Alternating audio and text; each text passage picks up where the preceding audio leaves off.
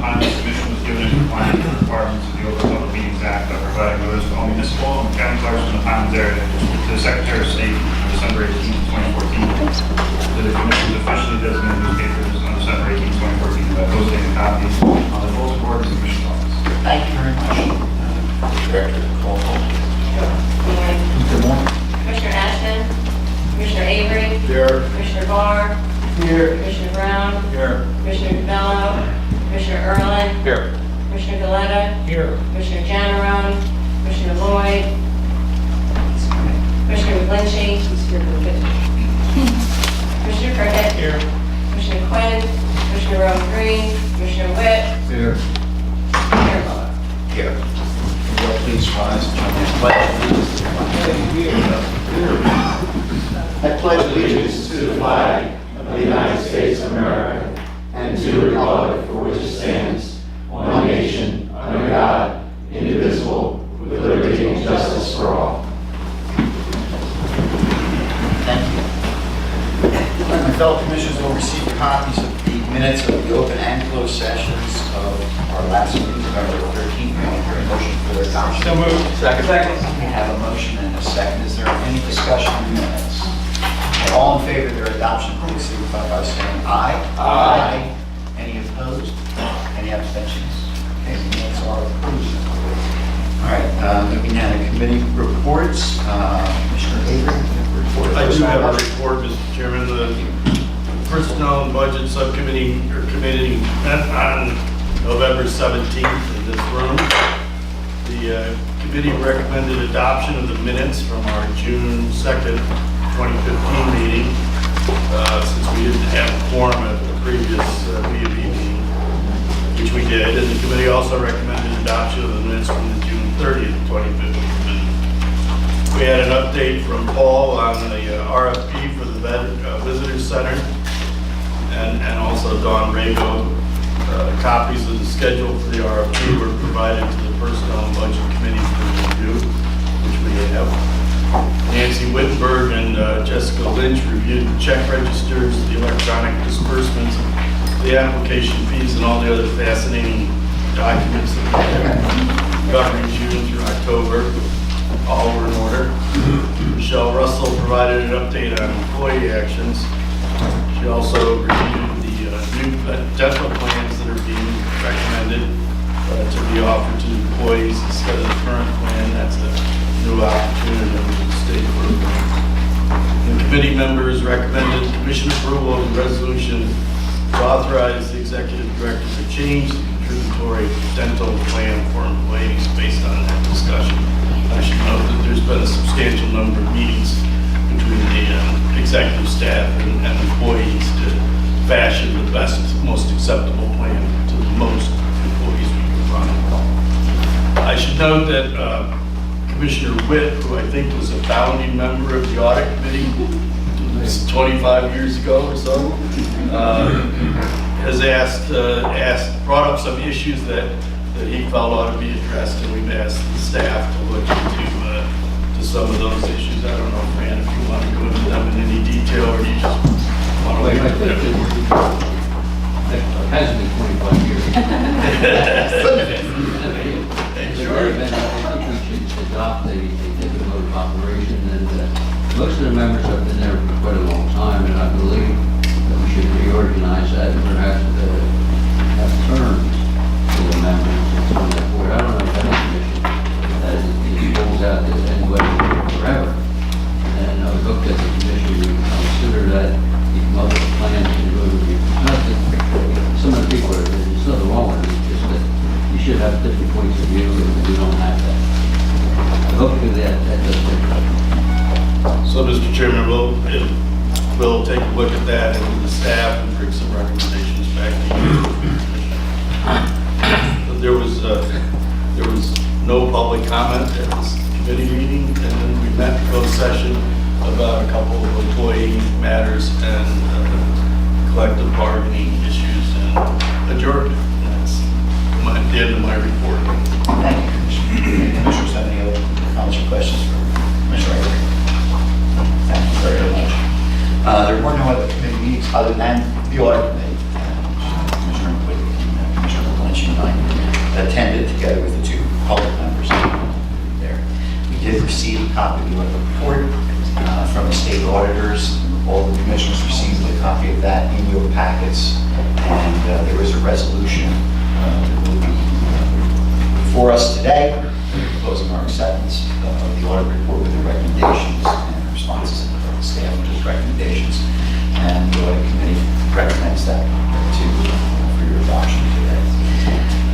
All right, beyond that, I do have a couple of matters that I wanted to get to. First off, we have the proud and happy news to announce that we had, I think this is only the second time since I've been here, a new employee in the Pinelands Commission.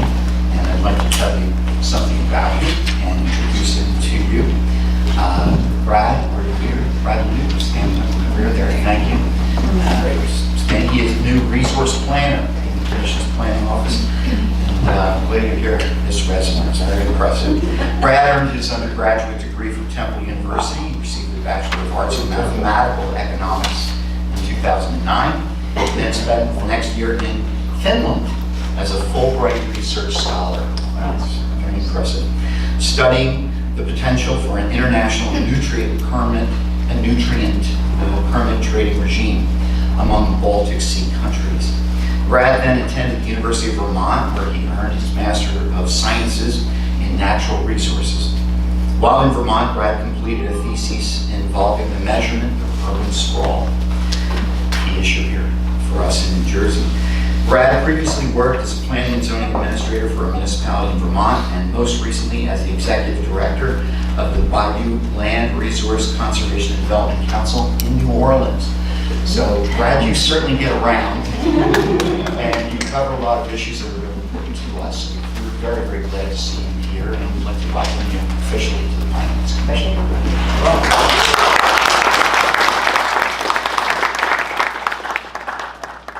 So that's across your road. No one wants to leave here. We all have to. Okay, next, I'd like to recognize another of our employees who has completed 10 years of service to the Pinelands Commission. Rob Wilson started at the Commission here as a temporary user support technician in March of 2005. His expertise in solving hardware and software problems, along with his friendly and helpful demeanor, led to, which all of our employees have, by the way, it's a prerequisite, led to his being hired as a full-time MIS specialist in December of 2005. Rob is now the primary programmer for maintaining and enhancing PCIS, and that's the system that tracks all development applications. In addition, he also developed a new personnel management system, which greatly improved the efficiency of record keeping and enhanced the reporting capabilities in the Human Resources Department. Rob is an avid ice hockey fan, and his favorite team is appropriately the Jersey Devils. He's Pinelands through and through. Rob is married with 2 children, and he and his family live in South Jersey. We wish him continued success here at the Pinelands Commission and for many years to come. So, Rob, if you come forward, your seat, please. Congratulations on 10 years of service.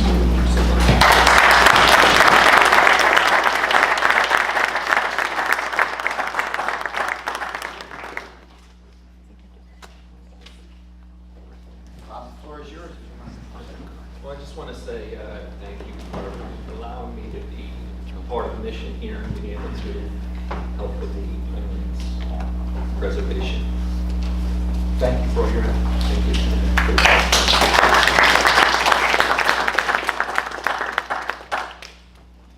Okay. I had just one other thing I wanted to mention before we turn over to the director. For her reports and staff information plus, and that is that the director and I received an unusual email last night from Senator Raymond Lesniak about Senate Bill 2125. I've spoken with the director about this email this morning. The senator has been asking for our comment about the bill, and we haven't seen the amended text of the bill yet, but I'd like to ask the director to fill us all in on the status of this, what happened yesterday with that bill in committee, and why the senator is asking for this. Okay, I will not be Well, we can't speak to sponsor this. bill is asking for this, but I will tell you that on the Tucker Turf matter, from our perspective, before I even get into the legislation, I think at the last meeting, and I probably don't get into the details because it's litigation on this, but we had brought you up to date as to where we were with Tucker. Since then, Hamilton has revoked their approval because they violated the terms of that. So as much as that is a great significant action, it's kind of done for the season, so it doesn't have any real direct impact, but they did revoke the approval, which is a big deal for a town to do that. And we pushed hard for that, so we were pleased that happened. So then we learned, I don't know, a day or two prior to the committee meeting that the legislation regarding soccer activities in the Pinelands was going to be up again, only it changed committees. It had been in economic growth, now it was in community and urban affairs, so different committee, different senators, different bill, although we don't have the amendments yet. I did listen, I didn't go to the meeting. I listened to it. The room was, I don't know if it was packed, I know Jeff Bill's here, he was there with soccer people, because you know, this is all about kids playing soccer, this has been about from the beginning. I think most of the bill remains the same, although there's new language they discussed regarding county ag boards, and they're having a role now in determining what is agricultural recreation, that they would make a determination which we would then be held to regarding those kinds of activities. I did send a letter to Senator Lesniak prior to that meeting reminding him that, I think it was in February, I had appeared before that committee, we had discussed our doing a pilot program for the commission to sort of take ownership of this issue, figure out where we wanted to go with it. As you know, Susan and I and other staff members have put a lot of effort into this, as have a lot of the commissioners, including Commissioner McGlinchey, who's been chairing the Ag Committee, reminding Senator Lesniak of that he had directed me to do that, and we hadn't completed it, and yet here we are once again, finding ourselves chasing a piece of legislation. So the legislation easily moved out of the committee yesterday. We are in that weird time frame when things move very quickly, so this bill will now next go for a full vote, which I think the first and only opportunity, unless they add one, is Thursday. So that's the path it will go on. I have had, I received the email from Senator Lesniak, which surprised me, since he's the sponsor of the bill, but we can most certainly do some work. My abilities to lobby are limited. I've had conversations with the President's office, and ultimately, if it gets there, that's where it will end up. We can write more detailed, once we have the actual language, we can figure out what our concerns are, and get those in writing, submit those to appropriate legislators, and we will do that. But again, I don't have it, the exact language. Nancy, do you know if the Assembly mirrored the amendments? Yes, well, The amendments? It has to go. I looked at the legislative page this morning. I believe they intend to substitute the Senate bill for the Assembly bill, but that has not as of yet been done. But the Senate bill history is tracking on the Assembly page, so which leads me to believe they're going to substitute the new amended bill for what went through the Senate. Now, we've obviously been concerned about the possibilities of this legislation for some time, which is why we've been working with Tucker Turf Farms and Soccer League in that pilot program to try and avoid this. Can you refresh Commissioner's recollections about what the disturbing possibilities are of legislation like this with regard to this? and there are many, and having not seen this specific language, there could be Understood. more or less. I would, starting, I guess I'll say these are no order. Deed restrictions. This is deed restricted, PDC deed restricted land for which the landowner was compensated. That is fundamentally important to the commission. It's the basis of the PDC program, preserving land, developing land. To me anyway, that's perhaps the most troubling part of it. We struggle all the time saying, we're going to protect this land with deed restriction, and the deed restrictions become almost, jokes because any, senator can decide they don't want it, this one can decide they don't want it. So that's of concern. I would think that's also a concern, and we did hear this unofficially from other members of the ag community who have deed restricted their land and now we're wondering why did they bother, because it doesn't seem to matter that these people continue to make money in addition to what they were paid for the PDCs. So that's a policy, broad range policy impact that's of significant concern. Then comes the concern that the language that we had originally seen was vague. It said you can do temporary and minimal disturbances. We don't know what that means, what's temporary. So that the ability for this to go beyond just Tuckahoe is of concern. Will we now have other lands, either deed restricted or not, in ag area that can be opened up to things that we could not necessarily be comfortable with? And that was sort of the point of the pilot project, to get our arms around what we're comfortable with, what we think we can live with, recognizing the need for some additional uses of ag land. We had SADC come in, we learned about their program with on-farm marketing, and there was some comfort trying to get ourselves to sort of line up with them that we were thinking of. This may preclude our doing anything broader scale. If this may be the defining moment and this is what it will be, and then the pilot program, they will point to it, and we may not even have the authority to do it and see language. So there's that. So what am I missing?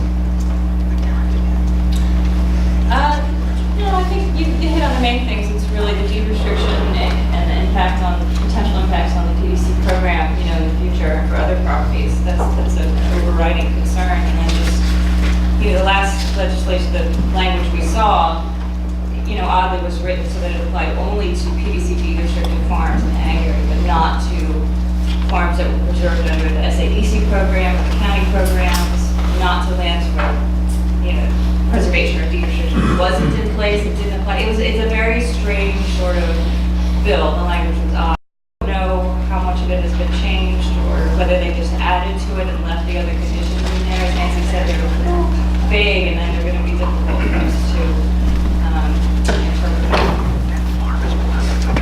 Isn't there also the concern that this would give the Department of State Government, which Agricultural Commission, the opportunity to supersede our direction? Right, I mean, in that's the the pipeline? kind of the key. Right, the county backwards, maybe. We need to see that. Well, Susan, if you had to play Monday night quarterback, you did 2 years ago, what we were up against and what we tried to be proactive, and everything this commission did, we tried to play ball and tried everything in our power to circumvent this. If this is, it's almost que sera, sera. It was meant to be. If it has to go this way, we're going to have to see where these chips go. But there was nothing that we could have done to prevent this from happening. We did everything we could have tried to do in our power at that point.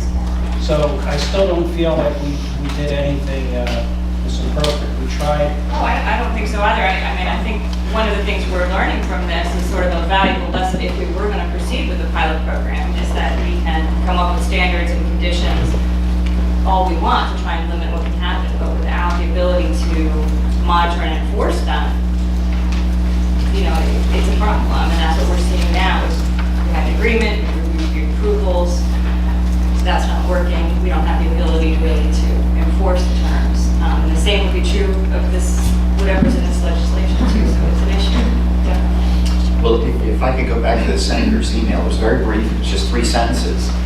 The middle sentence kind of stands out for me. He says, your comments on legislation impacting the Pinelands should and will carry great weight with legislators.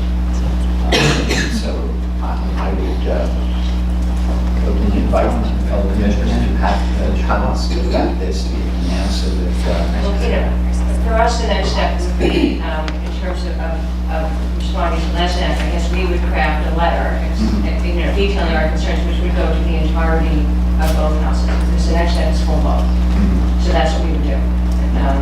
and this is something that would have to happen in rapid succession, right? We'll do When do you it. expect to have the amendment? We We have, Right, we have. now we have.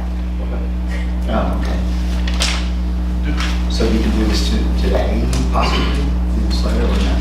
Today or Monday. I mean, we've basically written it 9 different ways already in prior correspondence with with Senator Lesniak and others, so we just have to see the language and see what's new there. So since there's new stuff there may be some legal issues or, that we have to pull strings on, I would be more comfortable saying Monday.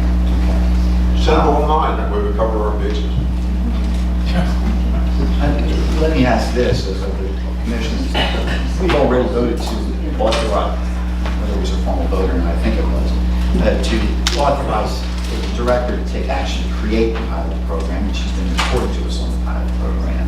Is it the sense of the commission that we would want this comment going to the senator and to both houses of the legislature to let them know Yes. that we support our staff? Yes. I'm sorry, can you say that again? I'd like to know if it's a sense of this commission that we support the staff in making these comments about the legislation, about our reservations about this Oh, legislation. yeah. Oh, yeah. Mr. Chairman, I think writing regulations through the legislature is the biggest threat to the finance that I'm aware of. So, I'm curious as to where did the amendment come for county ag board participation in this process? Commissioner, that happened yesterday during the committee meeting.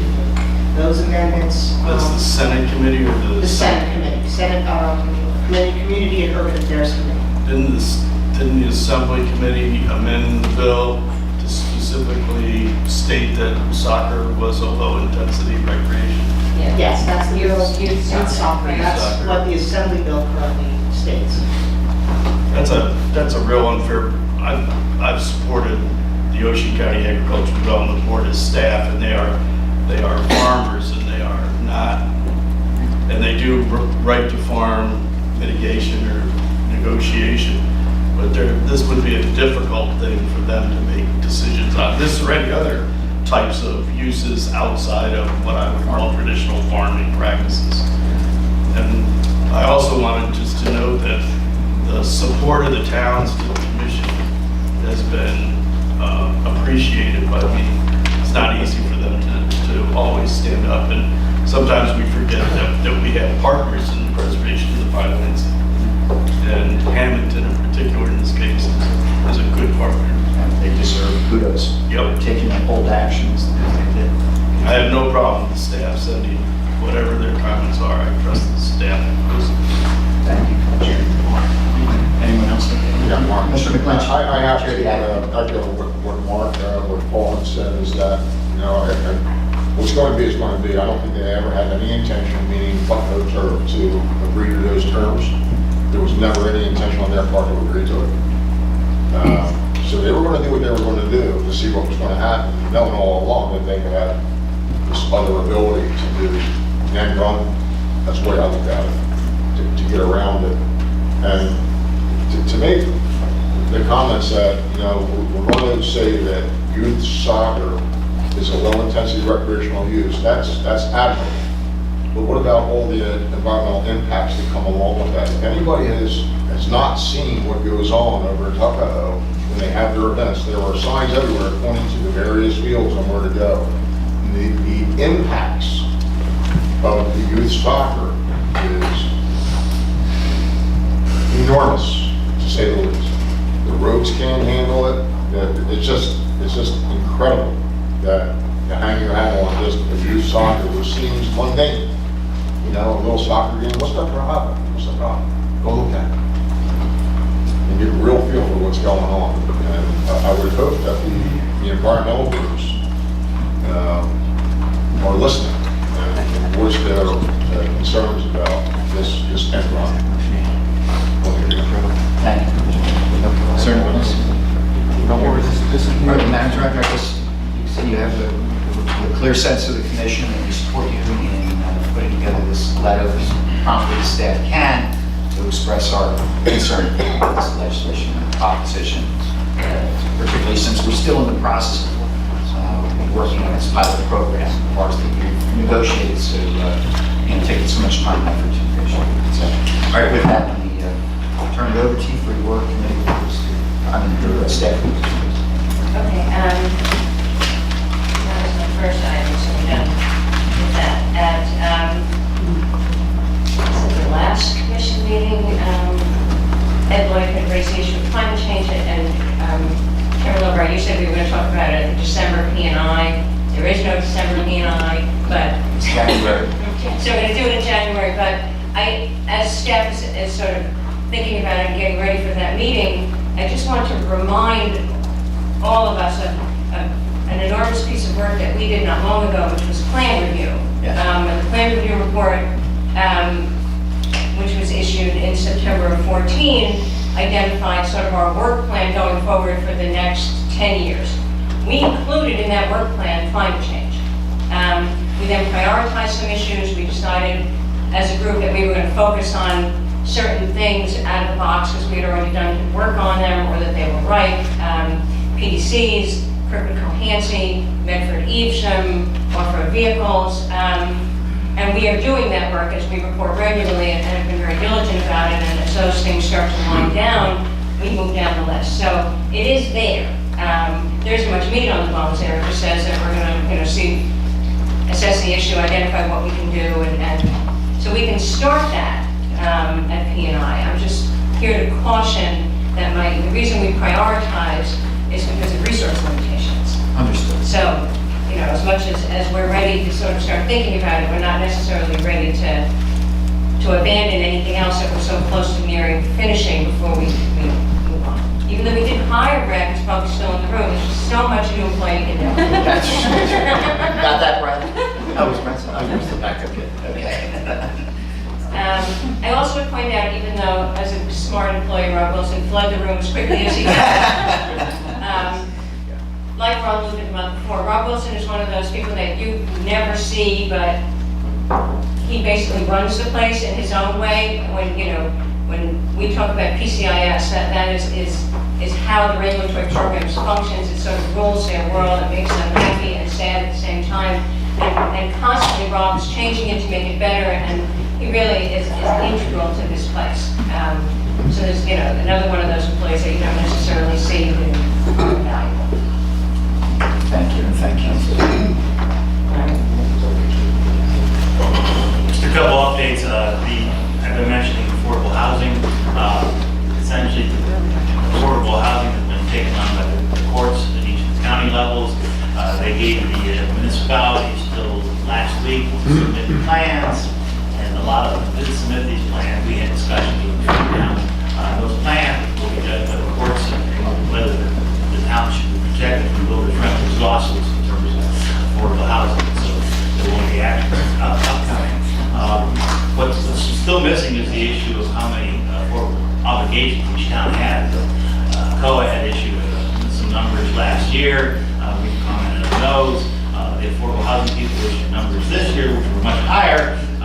We've looked at those as well, and then a coalition of over 200 of the towns have got together and hired another consultant who's going to be issuing another set of numbers in January, I suspect. So that's going to be the backdrop for all these affordable housing settlements or plans. How many units does the town have to absorb? And some of the numbers are startling. For some of the towns that had zero obligation, they now have 1,000 units obligation. And some of the ones that we're most interested in are some of the smaller communities, the Pinelands that don't have sewer service, have very limited build-out capacities, and are getting numbers that aren't huge, but it's still going to be difficult for them to meet them. So we're trying to pay attention to that. The other thing I want to mention is a whole series of things coming up on water quality. We've, through Rob and some of the other people at the MIS office, have developed a program to track our alternative septic systems. We've tied it into PCIS, and we're going to be tracking those and making sure that people continue their maintenance agreements, because that's one of the key things to keep those systems going. And we're going to be sharing those with the county health departments, etc. So that's a positive thing that is going to be implemented in the next couple of months. We have several discussions ongoing. Jeff Fisher from USGS, he's taken over some of the functions that we've worked with USGS over the past. We've had some discussions about what are we going to do next with Kirkwood Cohansey. He also has mentioned that they would like to, DEP and USGS would like to look at how wastewater treatment addresses the new pollutants that are coming out. Pharmaceuticals, hormone disruptors, and things like this. And so we we might become involved in something there. We also, Buena Borough, if you recall, we have an MOA with, they've implemented a new sewage treatment plant system to better address their wastewater, and it's been very successful. They've now asked for expansion of their plant, but the plant has the capacity. They want to expand their capacity from 400,000 gallons a day to 600,000 gallons a day. It's in the MOA, it's addressed in there, and it says that if you have 24 months of good results, go for it. They had 22 out of 24.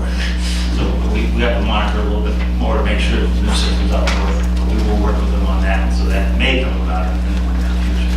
I guess that's all I just want to mention. A lot of stuff on my Any comments or questions for Director Lee? Good morning, Commissioners, members of the public. A few things to update on. First of all, I just wanted to note that I mentioned this at several commission meetings during the fall. The Stafford Township compelling public need public hearing is in the process of being set up at the Stafford Township Municipal Building. That will be in the first week of January. This is the township's application to build a stormwater management basin in the Pinelands Forest area on Route 72. This is on the opposite side of Route 72 in the township from the Ocean Acres development. The township's application is for a compelling public need waiver is to address a flooding issue in the Ocean Acres development. That public hearing will be conducted. The staff will obviously be there, and subsequent to that, the staff will review the submitted information, and the tentative schedule is that application would arrive at the Commission in February for a decision by the Commission on that waiver application. John, thank you for the question. Is that public hearing going to consider the, I think there's 3 different options for flood mitigation that were presented here? Was it a year ago? Well, the public hearing is on the application that the township has moved forward with the Commission. And certainly members of the public can testify as to whether or not they believe that is the only alternative or not. But the focus of the hearing will be the application before the Commission. I also wanted to follow up. I mentioned at the last Commission meeting that we had our meeting with the mayor in Mulligan Township and an applicant that's interested in pursuing redevelopment of the Sweetwater Casino restaurant. It was my impression when that meeting ended, based on representations by the potential applicant, that they were in fact going to move forward with submitting an application to reconstruct the Sweetwater Casino restaurant that was destroyed by fire in around 2008, 2009. Some commissioners may remember that. I wanted to mention that we did a letter of no further review on a large project down in Barnegat Township. This is a project that's located close to the Parkway, wedged between West Bay Avenue to the north and Route 72 to the south. It's commonly referred to as Barnegat Crossing. It's commercial development on the first floor of several buildings, and on the second and third floor of those buildings are residential units. My recollection is it's over 55 housing, but I'm not certain of that. But of note is the fact that that application required the acquisition of 9+ full Pineland development credits that were purchased. That's a significant number of Pineland development credits. The next item I wanted to note is the Commission did issue a certificate of filing for the New Jersey natural gas application. That application was completed, and earlier this week, I believe it was Wednesday, that would be the 9th, I believe, we issued a certificate of filing for that application. The certificate of filing is a consistent certificate of filing.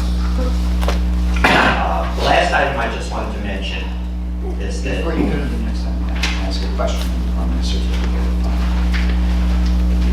The point of, since this was a utility application, the point of requiring that the project primarily meets the Pinelands, how is that addressed in the certificate? Well, in this particular instance, keep in mind that our regulations address natural gas mains as public service infrastructure. That's what it's defined as. Public service infrastructure is either permitted or not permitted in each of the different management areas in the Pinelands. So in South Jersey, in the South Jersey gas application, the proposed natural gas main was crossing a forest management area. To be a permitted use, the applicant had to demonstrate to cross the forest management area that it was primarily to service only the needs of the Pinelands. And that was not the case. Now, exactly, now we're back to New Jersey Natural Gas. They are in a regional growth area, a Pinelands rural development area, and a military and federal installation area. So that, the New Jersey Natural Gas application did not have to address that same standard. Certainly. And just one other item that I wanted to note, because again, sometimes I think it's helpful to some of the applications that don't rise to the level where would be noted by the staff of the commission, but some of the difficulties the staff has to navigate through, and applicants also, is an application was approved for a waiver of strict compliance to build a single-family dwelling. And our waiver applications have a 5-year span in which they're valid. After 5 years, the approval expires unless an applicant pursues his construction permit and moves forward. We've had an instance where, in this case, the commission approved a waiver of strict compliance to build a house, and the waiver expired. The municipal construction code official did not catch that fact, issued a building permit for the home. The home's under construction now, it's about a third of the way finished. The neighbors contacted the commission over some other unrelated issues, and now we're faced with a situation, a stop work order has been issued, and we're trying to navigate that application now through a process to resolve the issue. Since the waiver's expired, the applicant will require another waiver of strict compliance, but we have a house that's a third of the way finished. So we're working with the municipal construction code official, with the applicant, with the neighbors, and our staff, trying to resolve that particular issue. And that's something, I just note that because it's something that really doesn't rise to the level of a commission meeting, but it takes a lot of staff time, and it's a difficult situation for everyone, including the applicant and the neighbors, to move through that process. That's the end of my report. Thank you. Any comments, questions? Director Warren? All right, move forward with the agenda.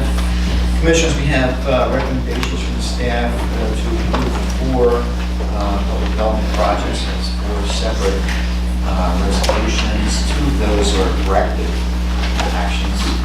Work Commissioner Ashman here. I'm sure she has something to say about that.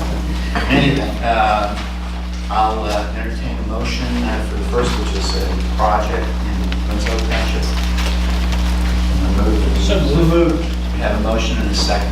Commissioner Barr, any discussion of the resolution? Okay. All in favor of its adoption, please signify by saying aye. Aye. Any opposed? Abstentions? Okay, that's approved. Next, we're recommending the New Jersey Turnpike Authority application in East Hampton Township. Move it. We have a motion, is there a second? And a second. Is there any discussion of this resolution? All in favor of its adoption, please signify by saying aye. Aye. Any opposed? Any abstentions? That resolution carries. Next, Upper Township. We have a resolution here for a municipal salt barn. So moved. We have a motion and a second. And a second from Commissioner. Okay. You abstained on the previous resolution? On the Upper Township. On the Upper Township, yeah, of course. Should he? You should recuse yourself, Commissioner. Pardon? You should recuse yourself from this, not just abstain. Okay, whatever is necessary. And Don't say a word that all can be all. did you want Is to it advise the necessary? Commissioner?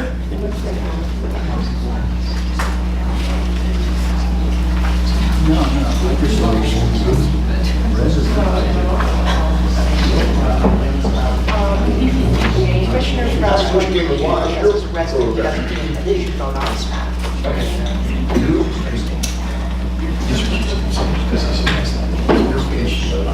Okay, so we have a recusal from Commissioner Bradley, because he's a resident of Upper Township. Is there any comment on the motion? All in favor of its adoption, please signify by saying aye. Aye. Any opposed? Any abstentions? Resolution passes. Sorry, I said 4 minutes. So, Next, we have public comment on items that are pending public development. I have a list here of activities that are pending public development. One, the Atlantic County Board of Chosen Freeholders at the Project 2 Development Interpretive Center with 6 cabins, 11 campsites, and a bathhouse. The other is a project in New Jersey Turnpike Authority to perform public improvements to the existing Garden State Parkway, Galloway Township Maintenance Facility in Galloway. Is there anyone here? Yes, please. Just a point of clarification, since Yeah. item number 5 says public agenda items and public, development. Yeah. and because the executive director's report is an agenda item, I would like to speak about the executive director's report. Yeah, why don't I just go?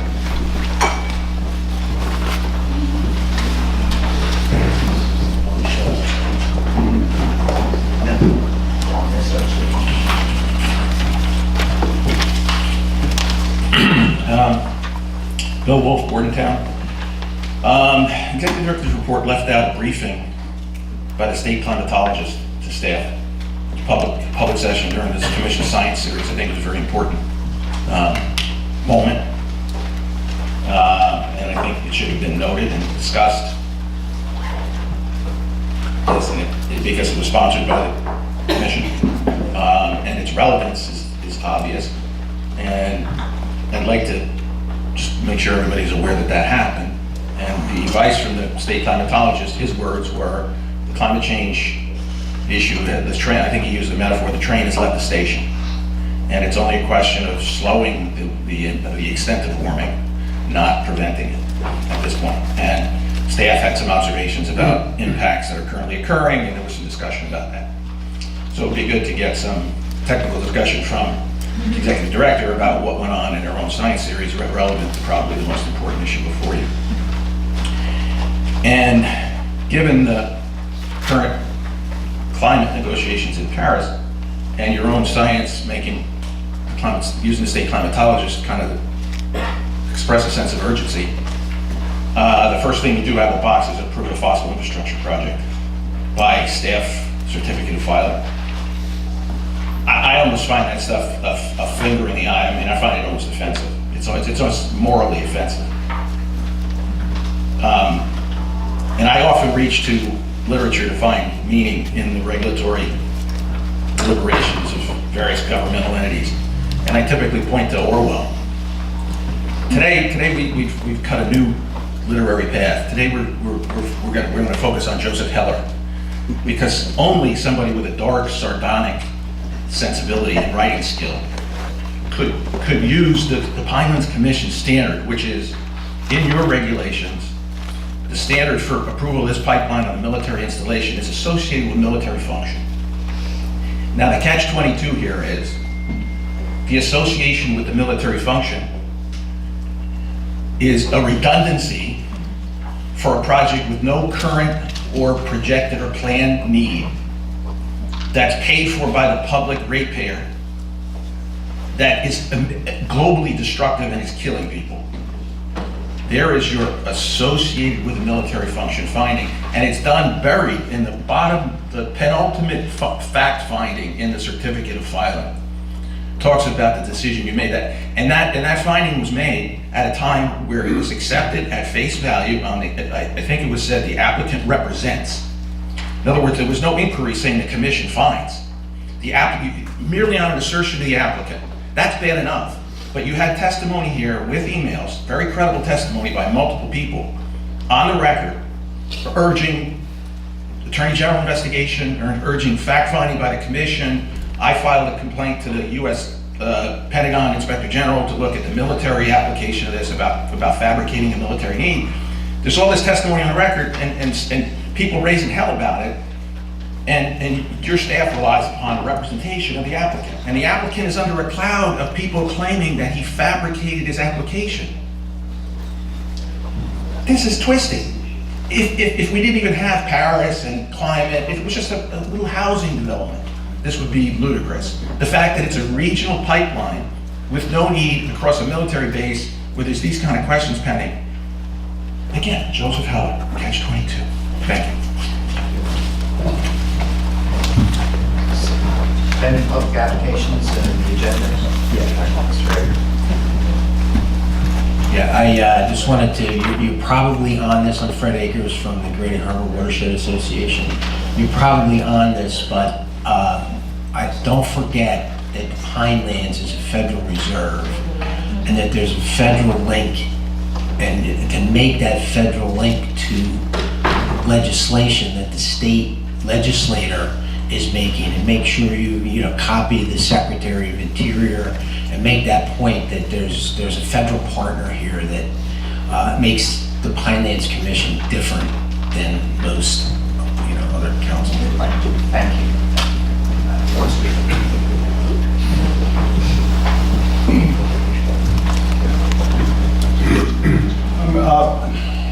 I just wanted to talk about New Jersey natural gas and the process, because I think there's also some problems that I will illuminate. I mean, I think first of all, it's deja vu all over again, where we went out of our way to manipulate the rules for South Jersey gas, and now we're doing it all over again.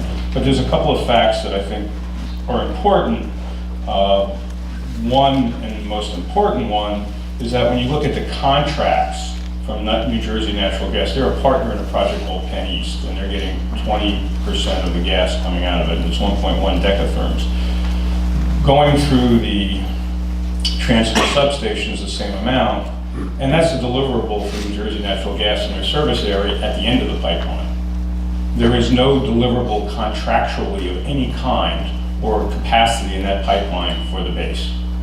Secondly, and critically, that the base is in the franchise area of PSE&G. So that most of that gas, so the delivery system going into the base is coming in from another PSE&G pipe going into the base from Fort Dix and McGuire. So again, there's a lot of confusion and games going on.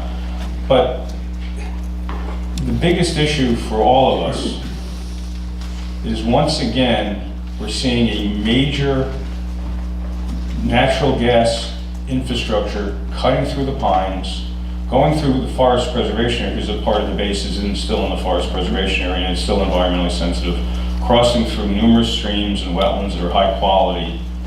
And the concern that we have is that there is no transparency, there is no real public input, there is no proper review by the public, no public hearings, and no vote by the commission. And I think that is a usurpation of the democratic process and undermines not only the whole concept of the Pinelands Protection Act, but really due process. And again, when we see this happening, when we see these assaults on the Pinelands, I remember 20 years ago going to this big meeting when Senator John Scott wanted to try to repeal the Pinelands Act, and hundreds and hundreds of people showed up in opposition because people in New Jersey want to protect the Pinelands. And I see acts like this, that we're destroying the Pinelands with the death of 1,000 cuts or pipelines. And I think that the public is not only losing its patience, it's starting to get disgusted. I truly believe that had that meeting be held now, people would go there and scratch their heads, what should we do? And that's really my concern, because I think it becomes the integrity of not only the process, but of the Pinelands Act and the comprehensive management plan that's really at stake here. And I will say that even though I'm going to talk again in the public process, in public parts about something else, but I will just say that this commission should have a moratorium on pipelines and come up with rules and procedures to ensure that there's adequate scrutiny, oversight, public review, and a vote by the commission. Because you also have a right to see what's going on with this pipeline, and you have a right to question and to do things. And under this process, you do not, neither do we. And this is not a private development for private use. This is a public utility. They have a special status in the law. And they're saying it's for reliability over in Ocean County, which is really, euphemism for new growth. There is no gas going to that base. That is a shell game. Where is the contract with the base? Where is the DOD approval? And by the way, I believe if it is going through the base, then it triggers NEPA because it's federal land. Where's the NEPA process in that review? Not only the air and water quality impacts. So I see this as kind of a manipulation. If the facts don't fit, ignore the facts, ignore the rules, and manipulate the process. And that's what we see here, and that's what we saw in the emails. And so I think that this really raises more concerns and more problems that really need to be dealt with by the commissioners. Because I really think that, again, we know with this pipeline, it's not for the Pinelands, it's for growth along the shore. They're there trying to get the ratepayers to pay for it as a resiliency project, even though there's alternative routes and this gas may not even be needed. And again, I think that the commissioner needs to put a moratorium in place and come up with either changes to the CMP or changes to the rules, because there has to be a public process. Thank you. Thank you.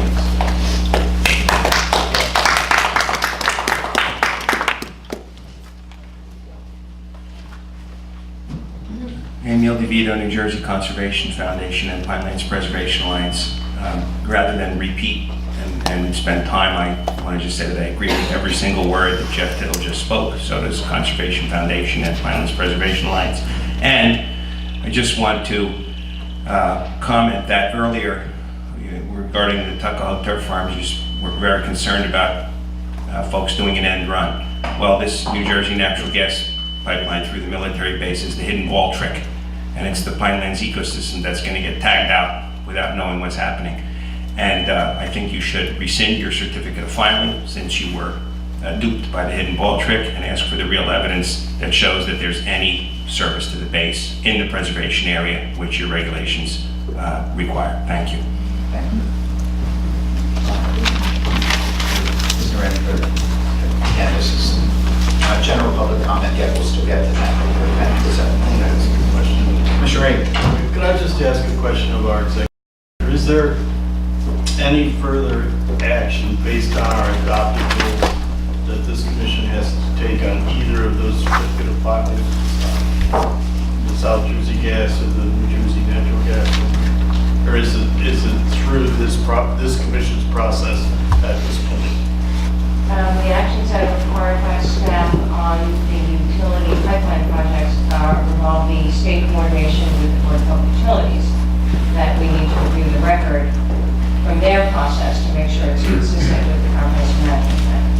That is still underway for South Jersey Gas, and will now initiate with New Jersey Natural Gas once Board of Public Utilities has processed. But they have not made their decision at this point, so really we have nothing to do until that decision takes place.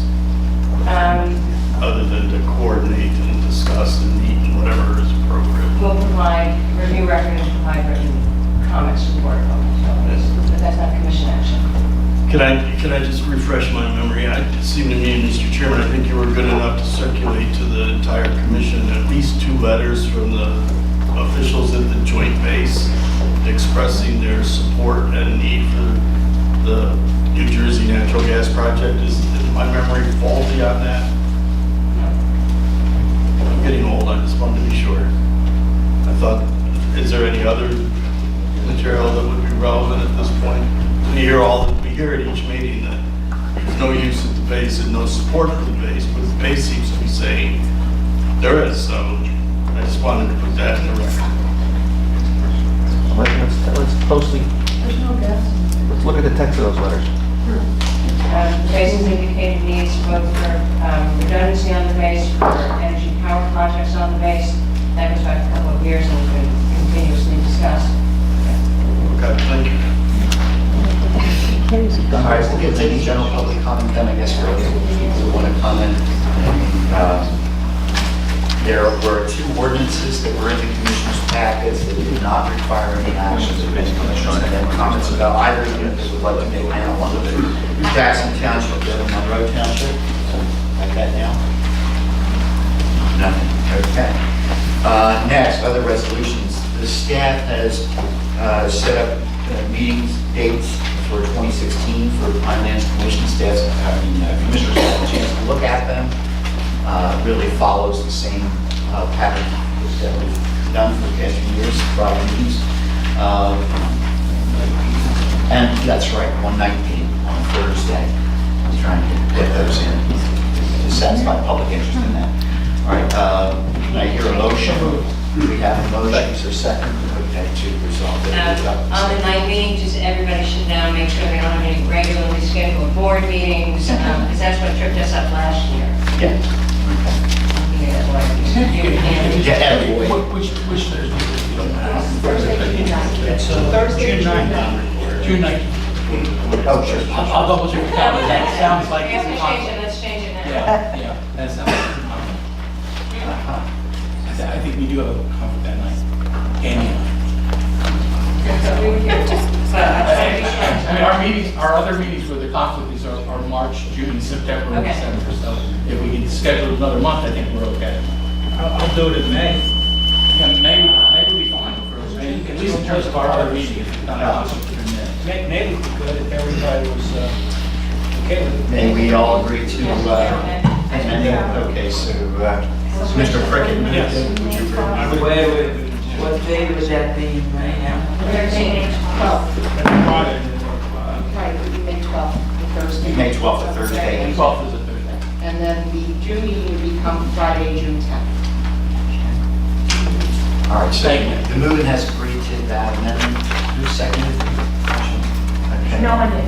Oh, no, Commissioner Arnold seconds, and you seconded as submitted. I just have a question. Stacy, you were changing the May date to 12? Thursday, May 12th, and the Friday date, and that would be at 6 PM.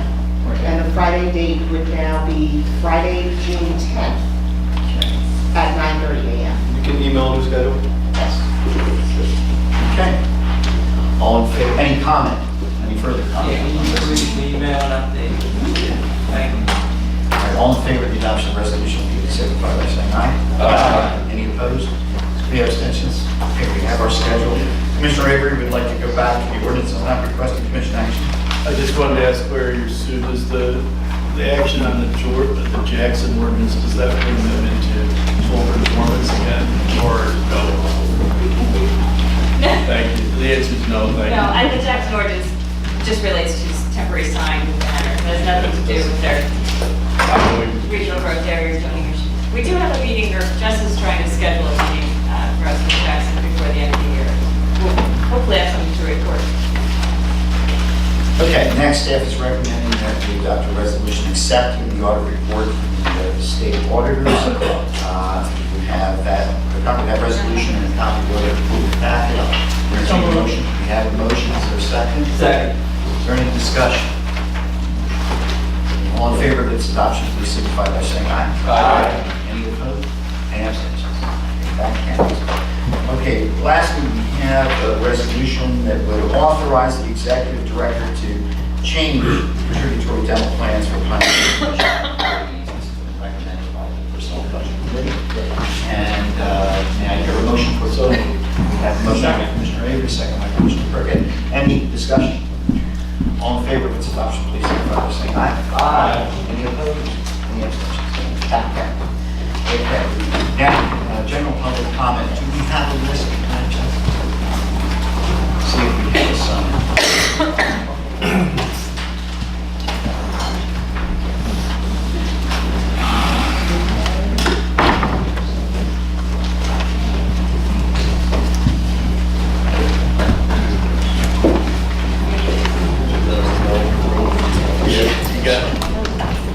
You got some people in here. Thank you. Okay. Okay, Ron Hutchison, you're first. So the microphone.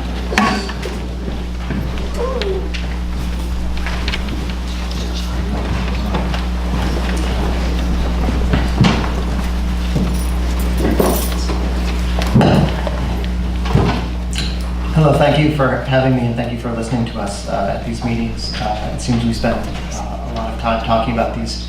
I'm here talking about the pipeline, about these infrastructure issues, and I'm wishing we could go back to the days when we would listen to alternative septic systems and have a much cooler room in here without so many people. I'd like to tell you, take a few minutes to tell you a story that is wonderful in putting into perspective our current controversies in the pipeline, and they help to illuminate culturally how we think about fossil fuels. I'll read this directly from the article in the New York Times. It does contain language that we fortunately no longer use. And this is the quick statement. As Martin Brunzell was getting on a plane in 1966, something happened that would stick in his head for the next 4 decades.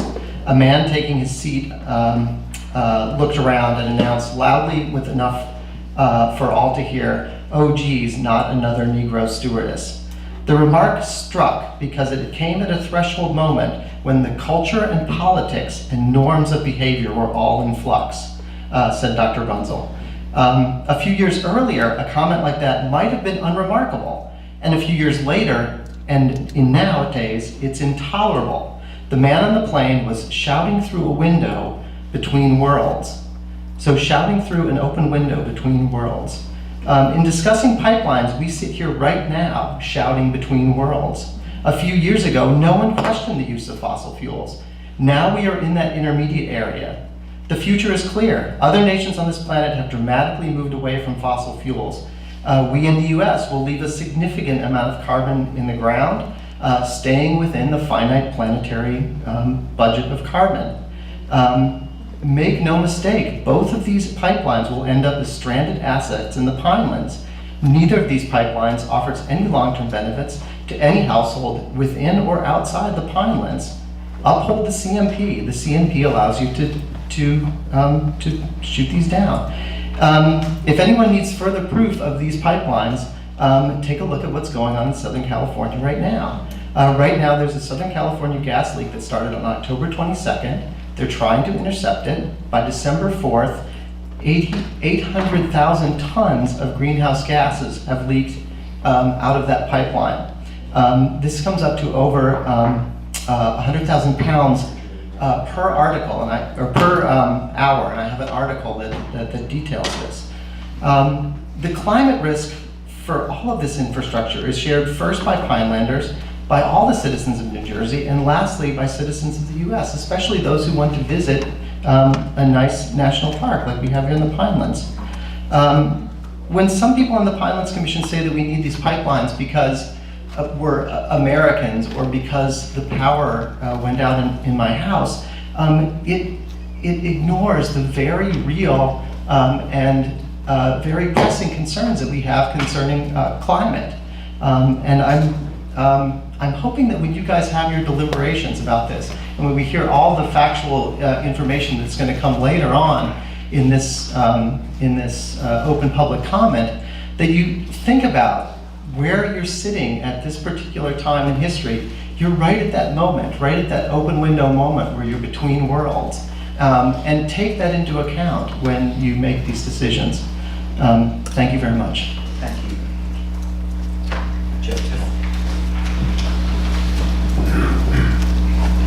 I just want to, I did get emailed the language from the amendment, but I want to talk about pipelines, so I will forward it to you. But the main point of the amendment, and there's a couple points I should mention, because I was at the hearing, I think I was the only one who testified against it. The reason they transferred it out of committee is they didn't have the votes to get it out of Senator Lesniak's committee, and that was the main reason. Because they were blocking it up and wanting your process to work, and then it got moved to Senator Van Drew's committee by Senate President Sweeney. Anyway, the main point I want to make is, and I'll just read you the language and I'll forward it to staff. Any final determination by a county agricultural development board or the state agricultural development committee as applicable under the Right to Farm Act is to what qualifies as farm-based recreational activity under subsection B. In the protection area, shall be binding on the Pinelands Commission and shall be and constitute a permitted agricultural and horticultural use. And for the purposes of the section, farm-based recreational activity includes but is not limited to field sports, provided that no permanent athletic fields are established. So it has bigger and broader implications. We also opposed it because we see it as a property rights issue.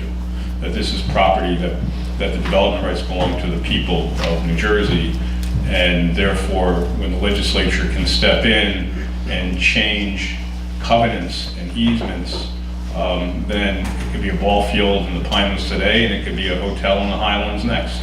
And that is really the danger. But anyway, I just wanted to make sure, and I will get it to staff because it is a concern. Getting back to climate and pipelines, I thank you for moving forward and starting to look at the issue. The concern that we have is that by time you come up with a plan and changes to deal with climate change, it may be game over. Because the amount of natural gas coming from these two pipelines is enough to have a direct and dramatic impact on the Pinelands. When you think about not just the amount of gas that we're talking about, I mean, you're talking about from each pipeline enough gas for at least 500,000 people. You're talking the climate impacts of that, whether it's going to be in homes or new power plants, will have a dramatic impact on the Pinelands. The crossing of the Pinelands with these pipelines will have tremendous localized climate impacts. And the reason is that these pipelines are hot, and there will be thermal pollution as well as venting of natural gas along them. And as we know, the Pinelands is the warmest place in the world that can still grow cranberries. And we see the attacks by southern pine beetle and other things, and the climate's changing. We're seeing those impacts. New Jersey is the place in the country that's actually on the front lines. We're seeing more impacts from sea level rise here than almost any state on the eastern seaboard. And this is going to further accelerate that. We also, believe that, quite frankly, we are at that cusp where New Jersey and the federal government last, month leased out enough space for 3,400 megawatts of offshore wind, a third of New Jersey's electricity needs. We see the state lagging, but still moving forward slowly on solar. We were more robust a few years ago. That will change. We see states like California, which wants to have 50% of their electricity done carbon-free through renewable energy by 2030, just seen a major setback because of that leak. All the work that California has done in the last 10 years on climate was undone by one gas storage facility. What is the impact of the leak from one major gas pipeline? And that is a concern. The other point I want to go back to, because it was raised, when I testified earlier, when you look at the contracts, there is no gas for the base. Very clear and simple. It's already committed to the coastal region. And so we really think that you need to grapple with both climate impacts and pipelines, because we do not want to see the Pinelands turn into the pipelands. And we do not want to see the Pinelands itself change so dramatically ecologically that there will no longer be a Pinelands. And that is a real concern. And just like the people of New Jersey along the coast are suffering from the impacts of climate change, you're in the position to help not only the Pinelands, but the people of New Jersey. Thank you. Thank you. Thank you for supplying the language to us as well. Interrupt the public comment at the moment because you reminded me with your statement about S2125. Commissioner Lloyd was not in the room when we had that discussion earlier. I'd like to afford you the opportunity, since you're here now, if you want to take it, to make a statement about that. The commissioners both spoken directly with directed to write a response to the commissioner, I'm sorry, to the senator, telling him what our concerns are with the legislation. If you wanted to add anything to that, you're welcome. I appreciate the opportunity, and I apologize that I wasn't here earlier. My understanding is that we were pursuing a pilot project and that we were trying to figure out the way to handle this correctly. I certainly support my colleagues, my understanding of colleagues that we're going to communicate that to the legislature. I think we've all been on record earlier saying that we want to work through this pilot project to see if we can come up with mechanisms to accommodate both our needs as well as the needs of landowners and folks who want to do field sports. So I'm happy to continue to work on that and certainly support you getting the legislation to what we're trying to do on this. Thank you. All right, back to the public comment. Emil DeVito.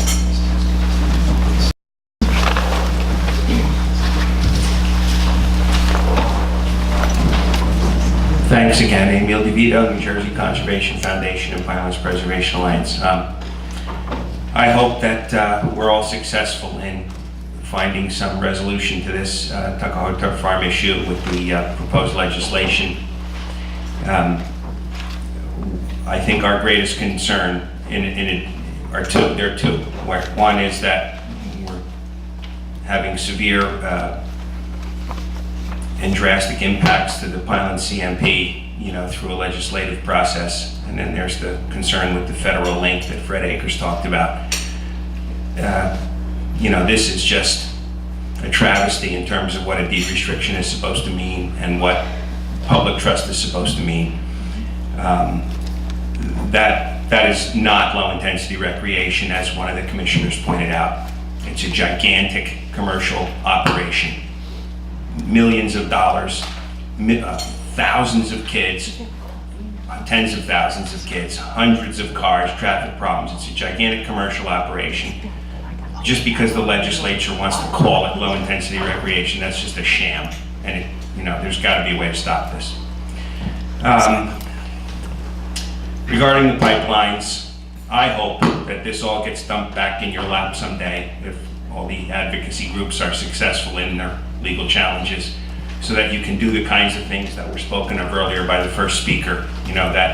That point in time where we're on two sides of an issue, and it's the point in time when things are going to change. I hope that you get a chance to do that again someday, because we're really disappointed in what has happened between the end runs and the hidden ball tricks.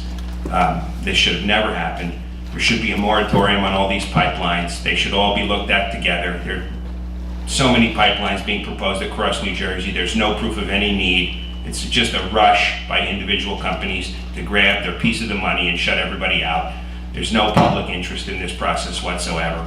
It's a complete travesty as far as we're concerned, and we hope that someday it all gets straightened out. Thank you. Thank you. Georgina Shannon.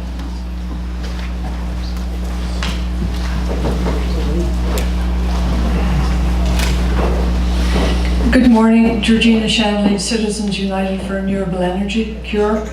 I'm very happy with the Pinelands Commission seeing this press release we just received yesterday for immediate release. Pinelands Commission. Press releases, I'm not sure that's a false press release. It launches new climate initiative.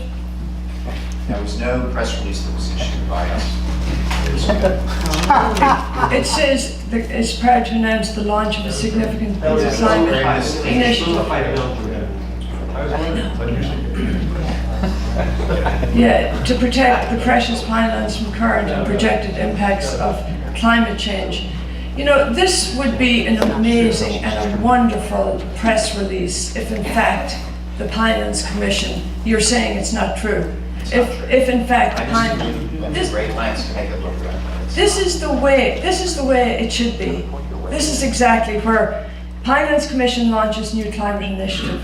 It's proud to announce the launch of a new significant new climate initiative to protect the precious pinelands from current and projected impacts of climate change. Now, isn't that the most sensible and most responsible thing to do? Why can't? It's like John Lennon's Imagine, right? Unless it can be imagined, it can't be done. And I think, it's great to hear the commissioners and the staff rail against this new agriculture legislation for superseding the pinelands. But we have it in our own staff. We have 2 pipelines going in there and there hasn't even been a vote. And now it's bounced up to the fossil fuel lobbyists, AKA the BPU, for them to make a decision.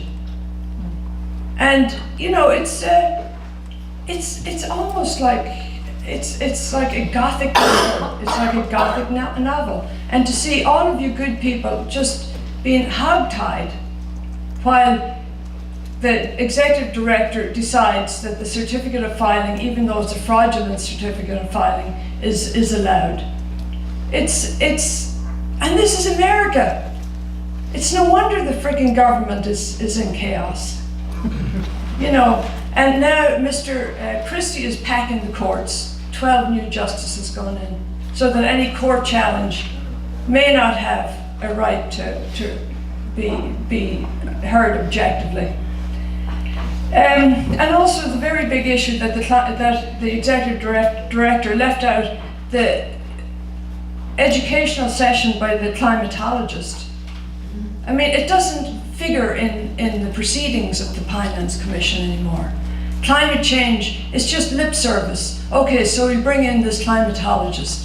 Hopefully he'll say things that'll favor what the executive director wants, but it ends up that he seems to be doing a good job. And then that's it. We've done our bit. It's not even recorded in her report. I mean, we really have a we all know we have a big problem.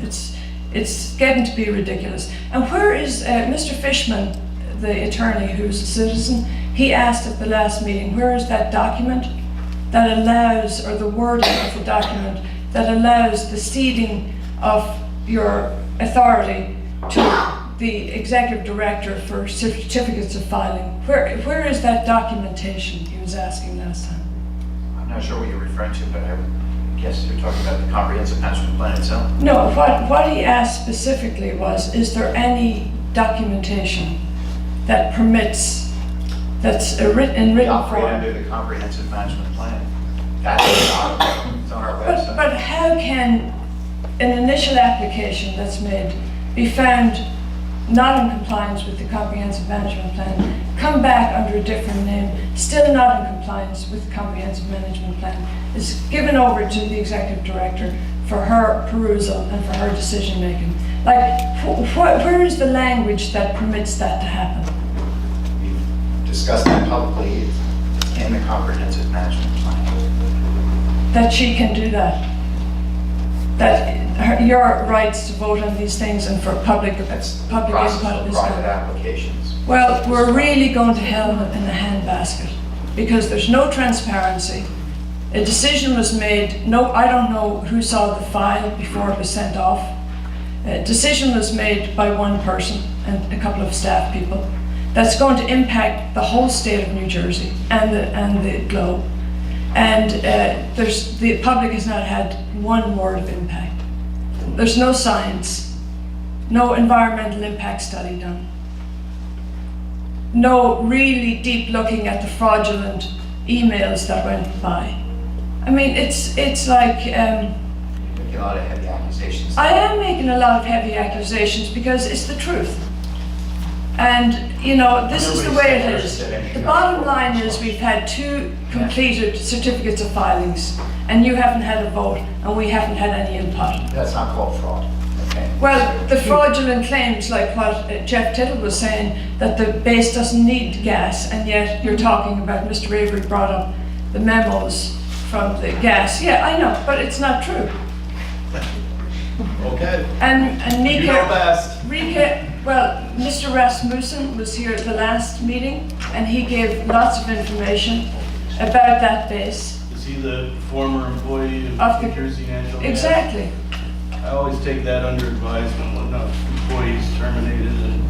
He wasn't terminated. He wasn't Oh, terminated. he's not just That could be employed. slander. All right, I'd rather not get into this. But let me just say about serious that the allegations. bottom line is we're losing the Pinelands, whether it's legislation by Van Drew once again and Sweeney once again to override any responsibility or authority of the Pinelands Commission, to strip that authority away with the agricultural bill, or whether it's the certificate of filings with the hijinks of changing a few names here and there to make the application passable, and the content is still the same.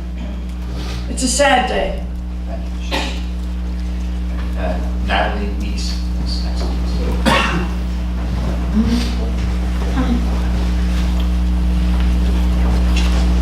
Yes. Natalie, Nice from Petersburg, Upper Township.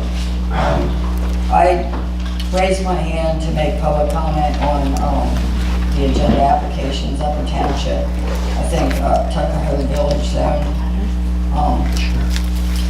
Mr. Avery spoke. And anyway, at my request, I asked Upper Township if I could see the proof that that they had title to the property, the 6.16 acres known as Block 350 Lot 12, and they were unable to provide that to me.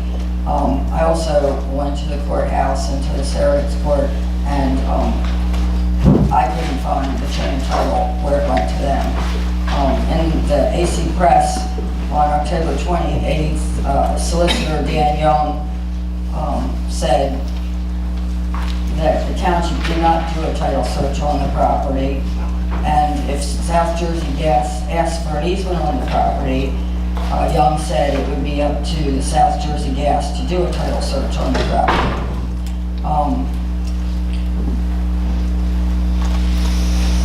I think I read here that Upper Township violated procedure, that they have 3 buildings already completed prior to this application. I mean, are they putting this in retroactively? Getting your approval with conditions? Yeah, this was a corrective action. They had taken action without applying to us first, so now they're making the application retroactive. Well, I think that's unfortunate. And if this certificate of filing isn't fraudulent, was it fraudulent when it was a public filing? I don't understand the question. If this certificate of filing for a private South Jersey gas is not fraudulent, which I think I heard you say to Ms. Shanley, then I want to know, was it fraudulent when it was a public filing? Because I think that's the one that there was a vote 7-7.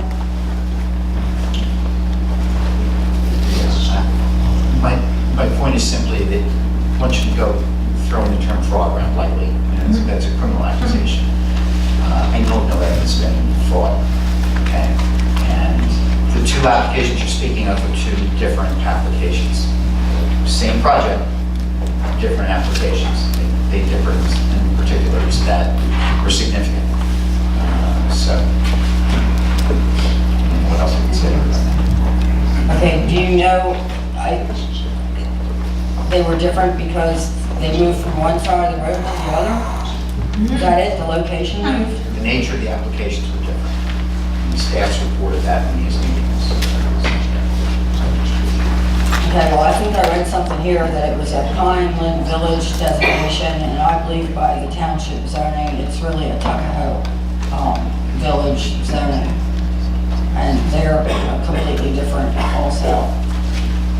But anyway, at the last meeting, Mr. Brown left after making some comments, and I'd like to ask Mr. Brown, to your knowledge, how much are they widening the road through Tuckahoe Highway 50?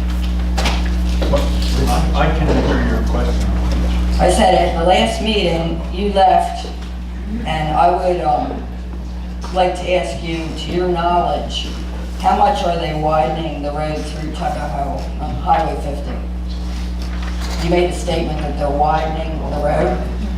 Yes, How much are they widening it? I have no idea. Pretty obvious, if you drive through Tuckahoe, what's going on. Has anybody here yet driven through Tuckahoe to see what's going on? Yeah, I go through there every day. Anybody else? Director Warren. Yes, thank you, Mr. Chairman. Probably it's good to note that, just for clarity, that this is an application that was filed with the Pinelands Commission by the New Jersey Department of Transportation. It's a New Jersey Department of Transportation project. The Commission approves the project as proposed. And the Commission does not do construction inspections on projects that are consistent with our standards, unless there's reason to believe that it's violating one of our standards. So in this particular case, the width of the road would have been subject to the Commission's approval. I'll be happy to sit down. It's nice. Sorry. I'll be happy if you'd like to sit down and talk about that application. We'll pull that application file out and review the plans that the Department of Transportation submitted to the Commission. Okay? I don't know that I can do it today, but I'll certainly, for the next Commission meeting, I'll have it here for you. Thank you very much. Sure. All right, next is Bill Wolf.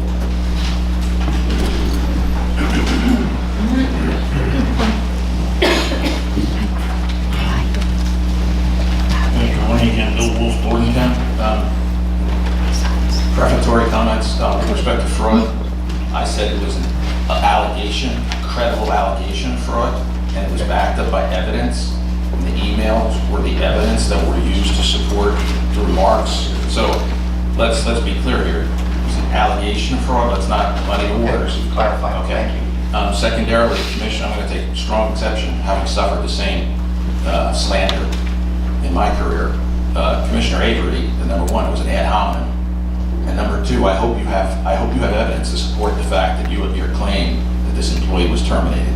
I thought that he indicated he was a previous employee, and he was, I don't know why. You used the words terminated, I heard it. I thought he was It's on tape. terminated, maybe, I thought he. That's a lawsuit on it. I hope you have evidence to support I don't really, Okay, he's but- left his employment with New Jersey Natural Gas. I don't know under the An circumstances. apology would be in order, and I'll take that on behalf of the gentleman. Yeah, please do. I All right. will look into it. All right. Please, let's not. All right, I'll say the dates. Okay, now, I have 2 points. I want to make 2 points very quickly. One is, I wasn't here at the origin when the legislature enacted the Pinelands Act. And I was at the time going to school in New York. And I'm from New York. I went to undergrad in New York. I went to Cornell grad school in New York. Studied regional planning. And the models we looked at were the Adirondack Park, 6 million acres, forever wild in the state constitution as a model of regional planning. And at the time, Jim Tripp had written a report on the pine barrens on Long Island. So I was deeply ignorant of what was going on in the great state of New Jersey with respect to the Pinelands. I apologize for that. I don't have an earmarked version of the initial draft of the document. But I can read, and I like history, and I like to read and figure things out. And I read the Pinelands Act, and I read the Federal Act that preceded it.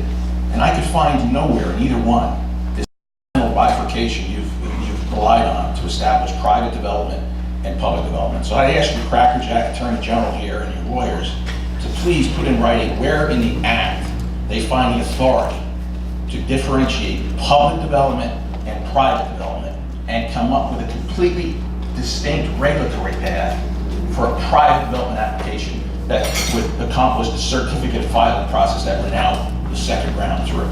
I couldn't find it anywhere. My jaw dropped. I was like, where? I read the text. Where is it? Where is it? Show me where it's in the Act that establishes private development process, review process, public development review process. That's point number one. That's a legal point. I think that was what Arnold was driving at last time. Second point is, twice now over the last 2.5 years, I have heard former Governor Florio, who sponsored the 1970 federal law that created the Pinelands Commission and put the state of New Jersey in a position to create a state law to implement. Twice I heard him say that his recollection of the legislative history, an important component of it, was at the time the federal government was pushing offshore oil and gas leases. And that the creation of the Pinelands, there was a plan to put oil and gas pipelines across the Pinelands to Delaware refineries. And that Congress and the state officials in New Jersey and the local and county officials in New Jersey were in uproar to find means to block offshore oil and gas drilling in the mid-Atlantic off the Jersey shore. And that the creation of the Pinelands was one way as a barrier to block pipelines from east to west. I heard him say this at Princeton University at an event honoring Governor Byrne, and I heard him say it again about 3 weeks ago at a Trenton press conference. So being an inquisitive type, I said, geez, you know, I haven't seen that anywhere. I checked the Pinelands Commission's legislative history. I checked the National Park Service legislative history. I trust the Congressional Research Service legislative history. I did a Google literature search. I'm not a historian, but I did the best I could. I found a whole slew of academic papers that looked at the Pinelands model as a land management model, intergovernmental, yada, yada. There's a lot of stuff out there. And I read as much as I could, and I could find nowhere in any official history this story that Governor Florio had said about the Pinelands. One of the factors that drove the creation of the Pinelands was to stop oil and gas lines from offshore oil and gas leases. So lo and behold, I did find, and I was stunned by what I found, in the draft environmental impact statement for the oil and gas leases in the late 70s, there was the EIS had in it concerns that Ocean County at the time, the Ocean County Planning Board, had a moratorium or prohibited oil and gas pipelines. Cape May County, I'll give you this in writing in a federal document. Cape May County opposed and blocked oil and gas pipelines. And the National Park Service wrote a letter to the Bureau of the predecessor that was doing the offshore oil and gas leasing, the predecessor of Bowman or whatever it's called now, complaining about the fact that the pipelines would be inconsistent with the Pinelands plan. And so there is a history that shows that a significant controversy that drove the creation of the Pinelands Commission and one of the first fights was over oil and gas. There were 2 gas pipelines and 1 oil pipeline. All was going to traverse the Pines. So this is a remarkable history. And I think we need to talk about it. And given that it's true, and I've confirmed it to be true, and I'd be glad to supply to Commissioner Avery and to all the commissioners the written EIS where the text is in there about the Ocean County Planning Board prohibition on pipelines, okay? Sir, it may be in there, but the Ocean County Planning Board operates under state statute. I understand how they operate. Has no authority. They may have adopted a resolution opposing it, but they can't. They were FERC preempted anyway. But the point is, but I'm just saying it happened. I was there at the time. Right, and so what I'm saying is the posture then was the correct one. Oppose oil and gas infrastructure to protect the natural resources of the regions. And just to show how radically far we've come over the last 40-year period, we are not making progress, we're going in the wrong direction because I can't get, other than Commissioner Roy, there's no one that will even open their mouths in opposition to this. And commissioners have been replaced for a 7-7 vote by, political factions in Cumberland County and in the governor's office. And I'm just amazed that we can't even talk about this. Does the oil and gas industry have that much power that they can actually shape the historical understanding? I wish Commissioner Ashby was here because she was here at the beginning. And she could say, Wolf, you're crazy, and I would say, Candy, I'll show you the documents, So the point is, let's talk about that, and let's look at how far we've come. And that was before there was a climate debate. You see what I mean? Now we're the window changing. I like the metaphor, but the point is, let's get serious here. And I appreciate if you would share those documents. Yeah, and the final point, I guess, is I also, to prep for this meeting and get my head straight, I watched On a Waterfront again last night. Right? And I know that we all know that there's a Johnny Friendly looking over our shoulders somewhere. And, there's also an Eva Marie Saint out there for all of us, too. So, do the right thing. Thank you, Mr. Ed,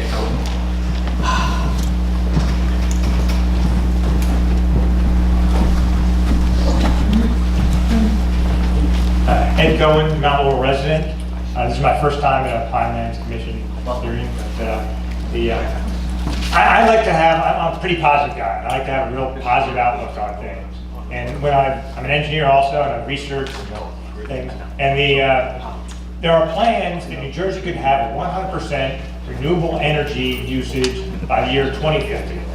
There's offshore wind and solar, and there's a good way to get there. These pipelines will counteract that. They're going, when they're in place, they're going to put natural gas in our system for 40 to 60 years. And so they will prevent that renewable future, that 100% renewable future will give New Jersey clean energy going forward.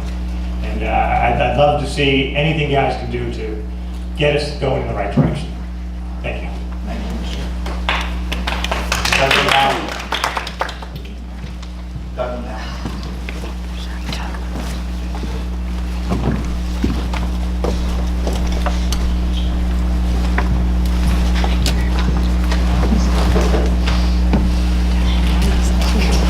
Good morning, Mr. Chairman and members of the Commission. My name is Doug Mallon. I'm the Director of Environment New Jersey. We represent more than 20,000 citizen members across the state.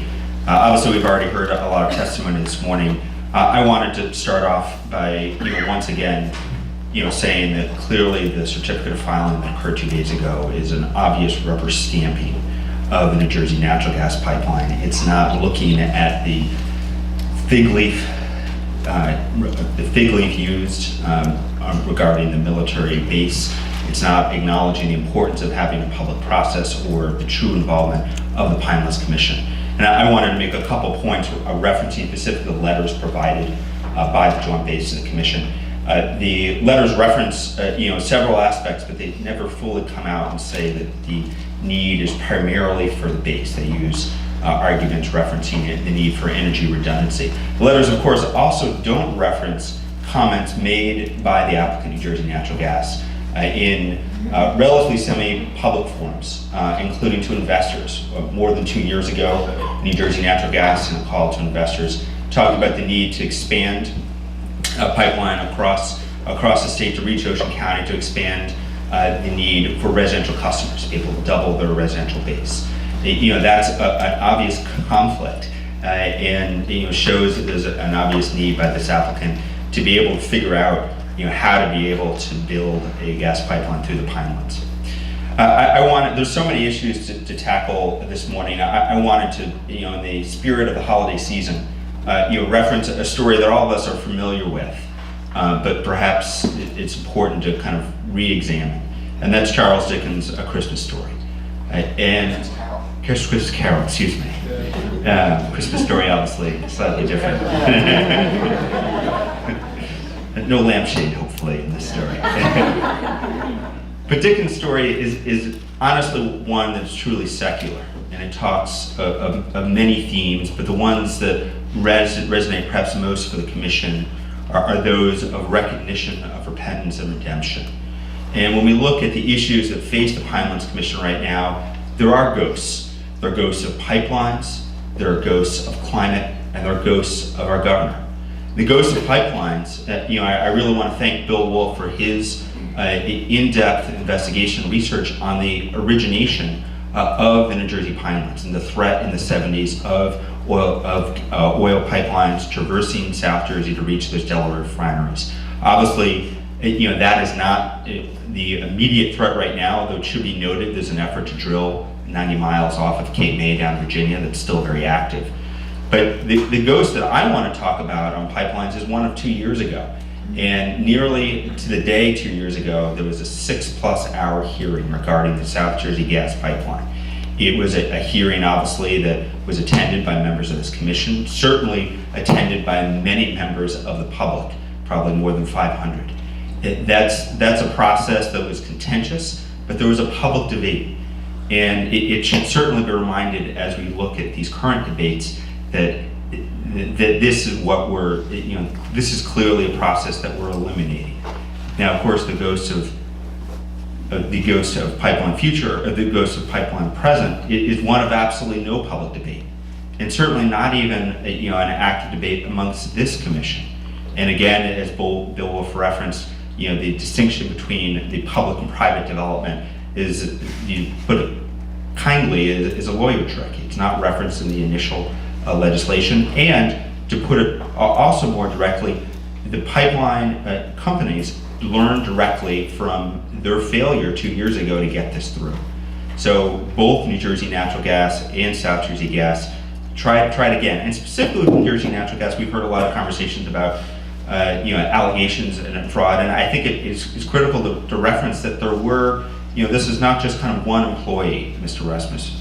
And this is not just kind of an allegation, it's not just hearsay. There are legitimate emails documenting what, quite frankly, is an untoward relationship between the base and New Jersey Natural Gas, New Jersey Natural Gas, and this commission staff. And that's a relationship that should demand an independent investigation on exactly what occurred, and obviously the New Jersey Attorney General's office would be a good place to have that investigation. And so to have the Pinelands Commission staff to really rubber stamp New Jersey Natural Gas's application without even a recognition of the public release of those emails is untoward.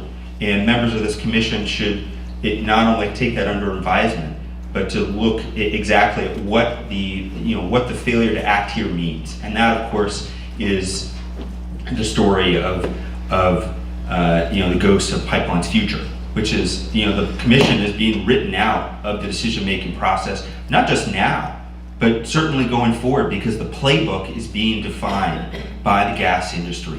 And that's a playbook that, quite frankly, makes the jobs of the commissioners to a certain degree irrelevant. And that's obviously not in the intent of the Pinelands law, and certainly not in the intent of the missions of the Pinelands Commission. I want to talk briefly about climate, because I do think there's a lot that's been said already, but I want to reference a couple items here. One is that climate change, when the commission was founded, obviously was not written into the CMP, but in many ways it should be. And right now, with the Pinelands Commission, and I want to thank Commissioner Lloyd for his initiative on this effort. This is not just a question of what's happening in Paris or what isn't happening in Paris. This is also a question of what's happening in this state. And the fact that you have a governor, not only is running for president, but is distinctly saying that there is, essentially using the language of climate deniers, as saying the climate is always changing, and clearly not only saying that there's no climate crisis, but playing against the scientific consensus on this issue should resonate with members of this commission, because this effort that's being put forward, clearly is recognizing the scientific consensus. And we need to do more than just measure the impacts of climate. Again, as referenced, the Adirondacks, actually have a true initiative, and certainly other states like California are taking the leadership role in this. And New Jersey, even though we're not taking the leadership role, we have a legislative intent through the Global Warming Response Act that's being, quite frankly, ignored right now. The Pinelands Commission should not ignore that intent. And if we're going to talk about climate, it needs to be referenced in these two debates on the South Jersey Gas, New Jersey natural gas pipelines. And then finally, our fair governor. The ghost of Chris Christie still looms large in this room in many years. And quite frankly, I still think it's an abomination that the governor vetoed the minutes regarding the raises of Pinelands Commission staff. That was a direct retribution to the decision by this commission not to rubber stamp the governor's decision around South Jersey Gas. The governor obviously is still, he is not in the state that much, but his DPU put forward an energy master plan that entirely ignores climate, entirely ignores climate change, as they even mentioned those words. It does obviously double down on gas. In that energy master plan, there's no reference to the Union of Concerned Scientists recent report that analyzed that New Jersey has an over-reliance on gas. This is obviously before the construction of the gas pipelines that are being, that have been so much debated in front of this commission. And clearly the ghost of a governor future is the reality that this governor is not always going to be with us.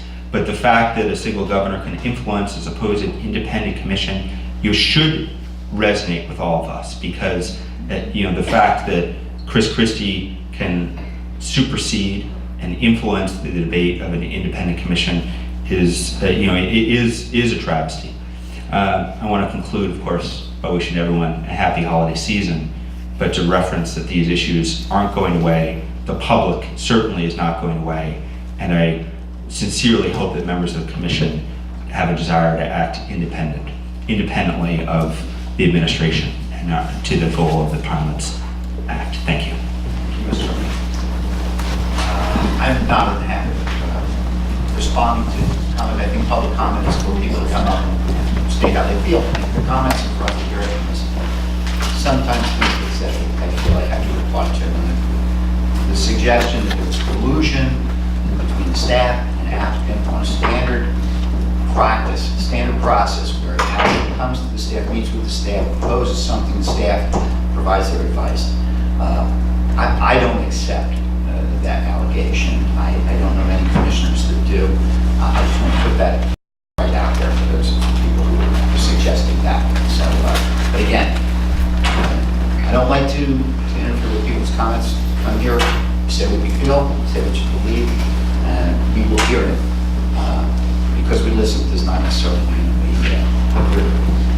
In that particular case, I disagree. Okay, next, Lena Smith.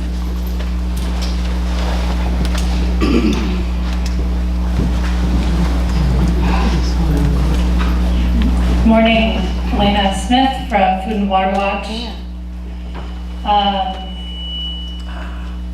Last night, Chesterfield passed a resolution opposing the New Jersey natural gas pipeline, and I thought it was a really powerful resolution, which they'll be sending to the commission, which I've advised them to do. In the resolution, they clearly stated that the pipeline is not needed for the joint base in several instances, and they stated their distrust of New Jersey Natural Gas, Transcontinental Pipeline Company, and they also made a clear statement that they find that the BPU serves the interests of the oil and gas industry. So it's rather shameful that the Township of Chesterfield can see through the games of New Jersey Natural Gas, Transco, and the BPU, but that this commission staff cannot see through them. The pipeline is not needed for the Pinelands, and many of us have come forward and tried to make these issues clear to you. The email communications show that New Jersey Natural Gas had no reason to go through the joint base until after discussions with the commission staff. In their application, they only made vague statements regarding the needs to the Pinelands. The joint base already receives service from PSE&G. There's nothing in the New Jersey Natural Gas plans to open the pipeline at the base. It will run uninterrupted from the compressor station in Chesterfield to the interconnect station in Manchester Township.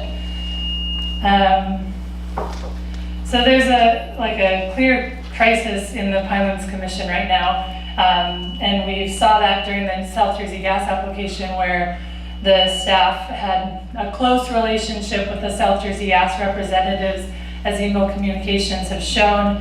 And additionally, they reversed the decision that the South Jersey gas pipeline would not serve the needs of the Pinelands. These pipelines will threaten the future of the Pinelands and directly impact climate change. And these cumulative impacts must be recognized in your deliberations about climate change. They'll transport fracked gas into New Jersey. The increased development in shale gas will only accelerate climate change.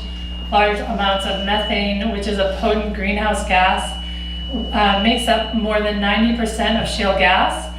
Leaks from every stage of the natural gas system, from well sites to processing plants and compressor stations to the pipes beneath city streets. These leaks of methane make natural gas about as bad as coal. With the near approval of these two pipeline projects, we should expect them to directly contribute to a rise in global temperatures that will have widespread impacts on human and natural systems. On a large scale, these include violent storms, droughts, floods, acidifying and rapidly warming oceans, and altered growing systems. And on a hyperlocal scale, the future of the Pinelands will cease to exist. So this commission really needs to restore its integrity. You should halt the vote of all pipeline development and put a moratorium on pipelines while the commission amends the CMP to consider climate and energy policies. I've brought fact sheets to you today to continue to add to your knowledge of climate change. But furthermore, the commission should replace the executive director and restore the integrity of the Pinelands Commission. Thank you.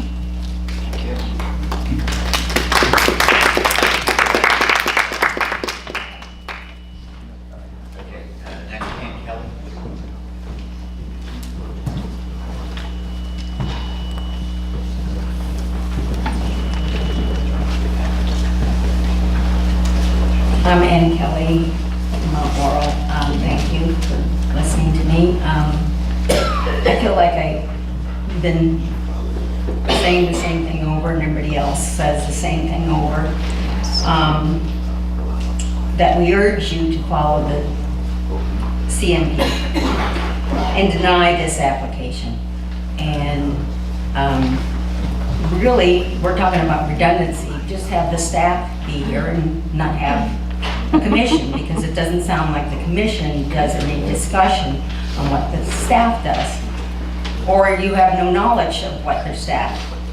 I hear questions and I just don't get it, because why are you here? If the staff does all the work and makes all the decisions, there's no real discussion about it. Speaking of redundancy. And I urge the Pineland Commission to enforce that and deny it, and it violates the regulations. It absolutely does. Because the joint base must serve the function of the federal installation, whereas feasible, and avoid the preservation area. The project doesn't do that. It's not serving the base, it's not serving the Pinelands. And you can, write and read and do all kinds of things and find all kinds of ways around it. It just doesn't. And what's disappointing is that we keep on going to these meetings and nothing changes.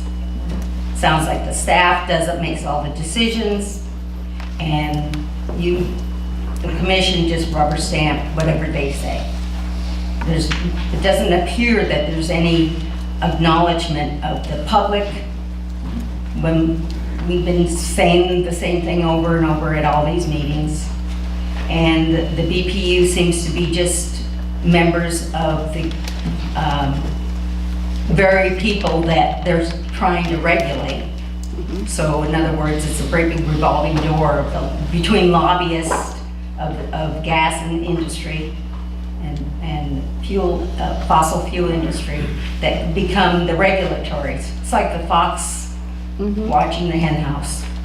I don't see any changes, but I guess at this time of year, I wish, maybe I'm trying to be helpful. I'm hoping that for the best. Thank you. I'll pass the next speaker. I can't make out the last name. First name is Peter.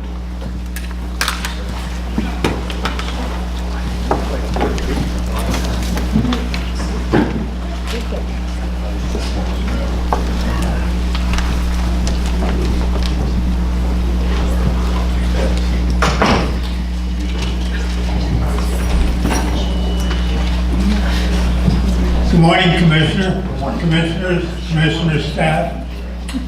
I apologize for my penmanship, but you see, I'm suffering from what's called workitis. Okay. You see, first you remember how to spell your name, and then the trouble is there's too much paper. And then after a while, you start to do things quicker. However, going quick is not necessarily sometimes the best way. The other day, my daughter informed me that she was giving me a nice new flat screen TV that was big. And I turned the TV on and I looked and I saw this wonderful body of water. And in the water were these dump trucks dumping balls. And the program said that the reason for the balls was to protect the water from evapotranspiration. Now, in today's discussion, I've heard about the intent of the Pinelands rules. And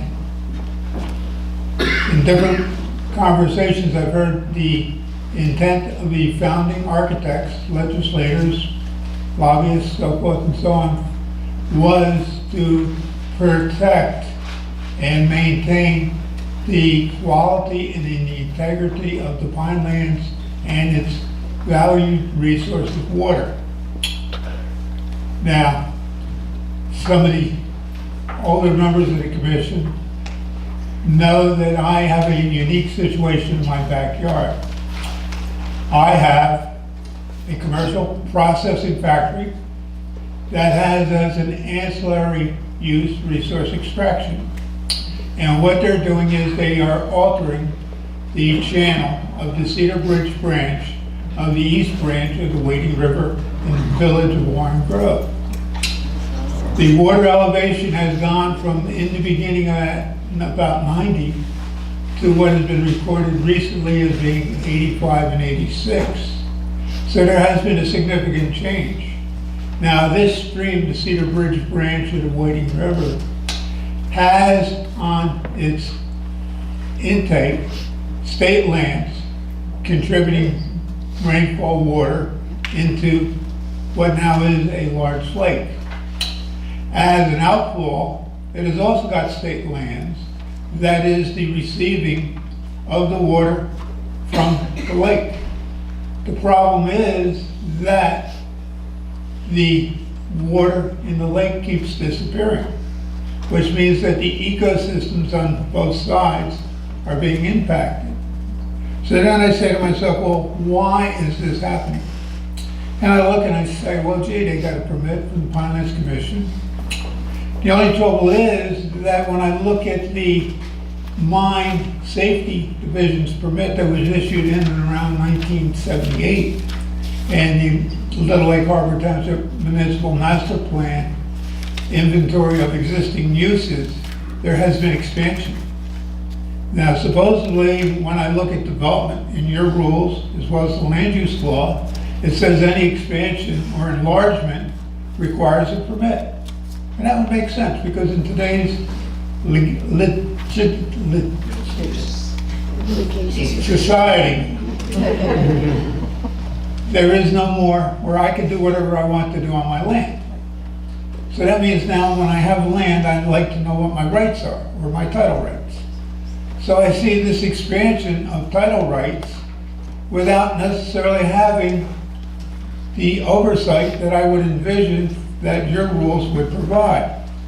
The first thing is that I look and I say to myself, well, gee whiz, you have a process once you get through the approval to have what is called a certificate of filing, which allows an applicant to go out to get permits from the other agencies.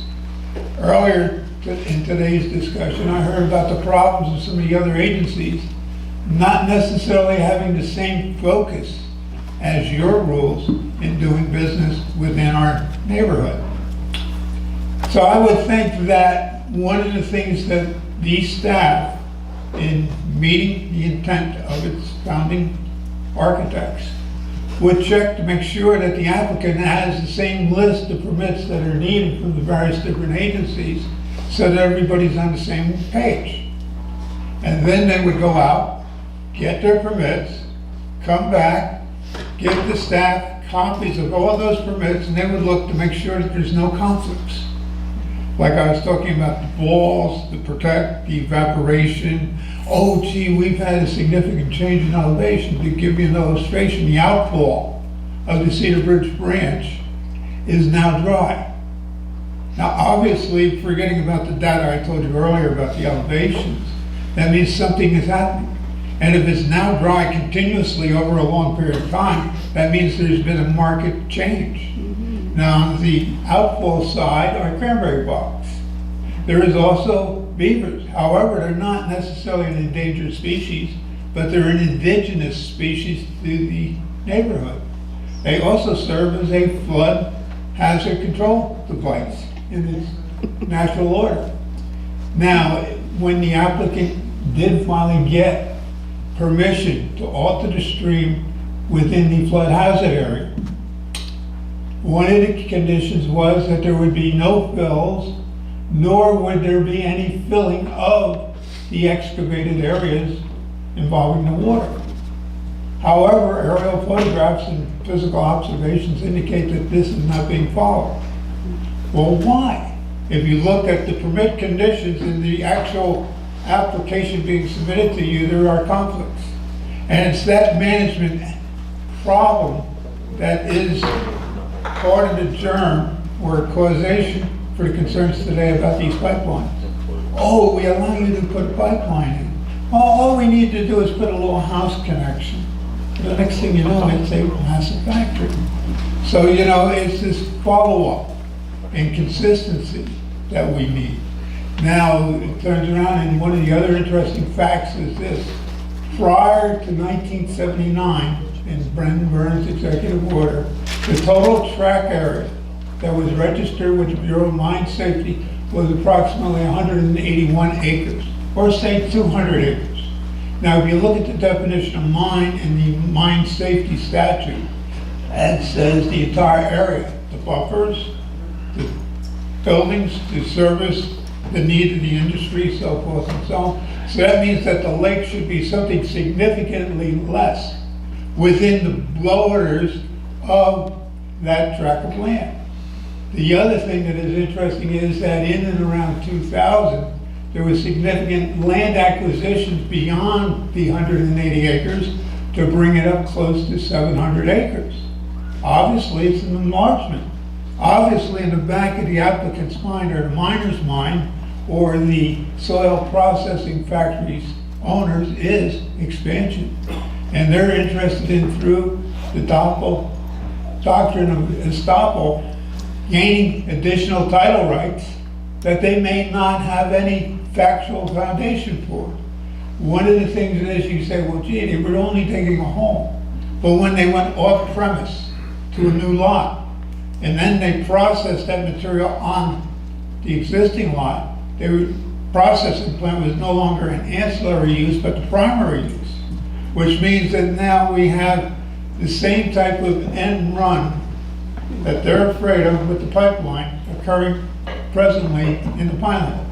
So I'm here today to indicate my concerns, to remind you that I'm still worried about my pitcher pump and my shallow well losing water, and I'm hoping that you will contain this particular application when it does come up for its certificate of filing.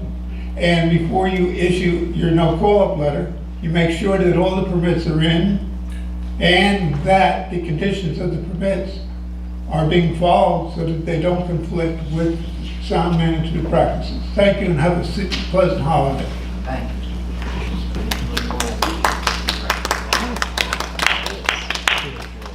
Thank you, Mr. Chair. Maybe just a little bit of a perspective, an overview on the situation.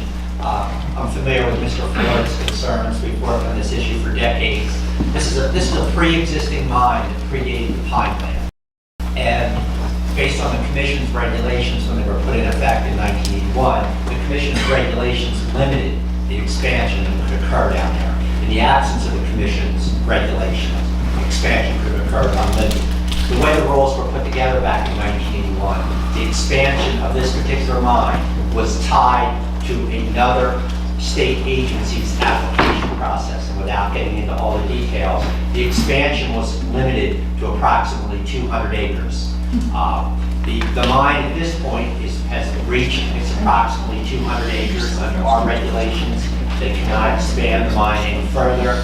Under our regulations, the area of mining is exactly that. It's not the areas that contain support facilities or other activities that are occurring with the mine. And so I'm very sensitive to Mr. Florida's concerns. Many of these concerns I've encouraged him to discuss with the municipality. The municipality is ultimately in the position of conducting a public hearing on a development application that occurs in that municipality. They can impose conditions that are not contained in our regulations. And if activities are occurring out there that should not be, or they're in conflict with another agency's permits that we are not aware of, that is something appropriate for the municipality also to deal with. I'll be happy to answer any questions that the commissioners may have on that matter. Any commissioners? Thank you very much, George. Sure. If there's one other person on the list, Dave Pringle.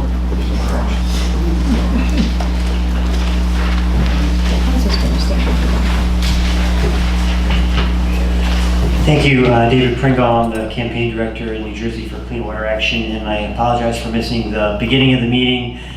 Given the holiday season, I was required to be online at 10 a.m. To buy some tickets for feed my wife's addiction to a certain singer.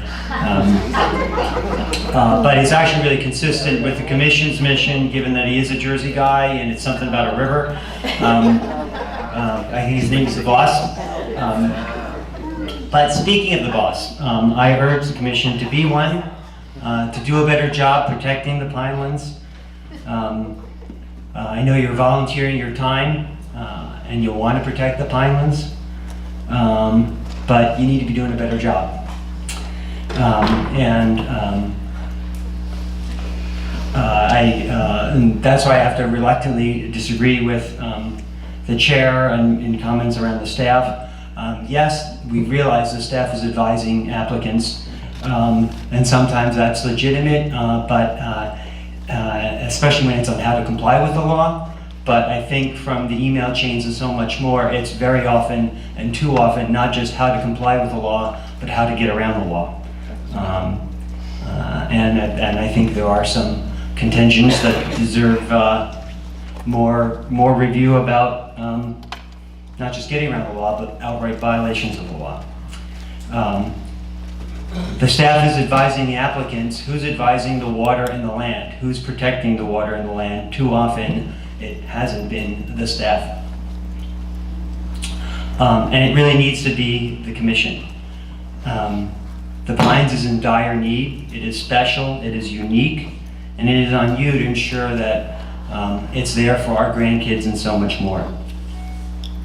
So I really have to, I'm proud to associate my comments with Jeff's and Bill's and Emil's and Doug's. Everything from the private versus the public to what's going on. And there really is a death by 1,000 cuts going on here, whether it be on development, on infrastructure, on climate change, and the commission needs to be doing more. On Tuckahoe, I'm glad to hear that the council is going to be weighing in. You need to do it today. The Senate could be voting on this bill on this next Thursday, the 17th. And senators, in talking to them yesterday, I was there at the hearing, they believe that you are the problem at Tuckahoe. They don't think Tuckahoe is the problem. They don't think soccer is the problem. They think the commission is the problem. And I know that's not true. I was talking to senators to that fact, and they said, well, we're hearing it from them, but we're not hearing from the commission. So you need to weigh in and weigh in strongly today. So thank you for doing that. And I say that as a soccer dad and a coach, and spending too much time on my sports. And before, shame on me for not realizing at the time that I was in fact in the Pinelands, but my kids have played at those fields and they're beautiful, but they got to do it right. So Tuckahoe is a great example of a death by 1,000 cuts. And obviously, but in grand scheme of things, it's tiny and minor compared to South Jersey Gas and New Jersey Gas and everything they represent. If you polled 1,000 people, it's clear that public-private doesn't make it. It doesn't matter to them whether it's public or private. It impacts the Pines or it doesn't. Whether it's the distinction doesn't matter, and it isn't in the law. And to have lower standards for some projects that do the same or more devastation is not acceptable, and it's not too late for you to fix that. If you did poll those same folks and gave them a unbiased one-paragraph description of those two projects, they know it's not for the Pine Barrens. The Pine Barrens isn't. The Pine Barrens has been fine without these gas pipelines. It's not for growth in the Pinelands. It's for elsewhere. So the standards should be stronger. And there are no plans to use that gas on the military bases. The record is clear. It's for more growth in places we can't afford it outside the Pinelands, especially for New Jersey Gas. And when it comes to South Jersey Gas, common sense dictates that plant's not in the Pine Barrens. And if you know your physics 101, the electron serving anybody in the Pinelands is just as likely to come from Indiana as it is to come from that plant, because the electrons move at the speed of light. And there are thousands of entry points into the grid that we share, about 14, 15 states in the Mid-Atlantic and Eastern Midwest. There are millions of, so there are thousands of places putting energy onto the grid, and there are millions of places taking energy off the grid, and it's moving virtually at the speed of light. So under any scenario, it is BS for South Jersey Gas to say that this is primarily for the Pine Barrens. And if everybody wants it to drag out or wants to pass the buck, that's what you're doing right now, because we're going to go to court eventually when the case is ripe, and we think we'll win. But we could save everybody a lot of time and grief if you guys stood up and did the right thing. Right now, I think it's very clear that the commission's job is to protect the Pinelands, to follow the law, and you guys are number one under the law. But in practice, the last 2 years, number one is Governor Christie, number two is the staff, and you guys at best are at best a distant third. And the Tuckahoe power play in the Senate is just the latest example. The amendments yesterday take the decision on what's an appropriate recreational use in the Pinelands away from you and gives it to a bunch of farmers. I don't think the farmers are concerned about protecting the Pinelands.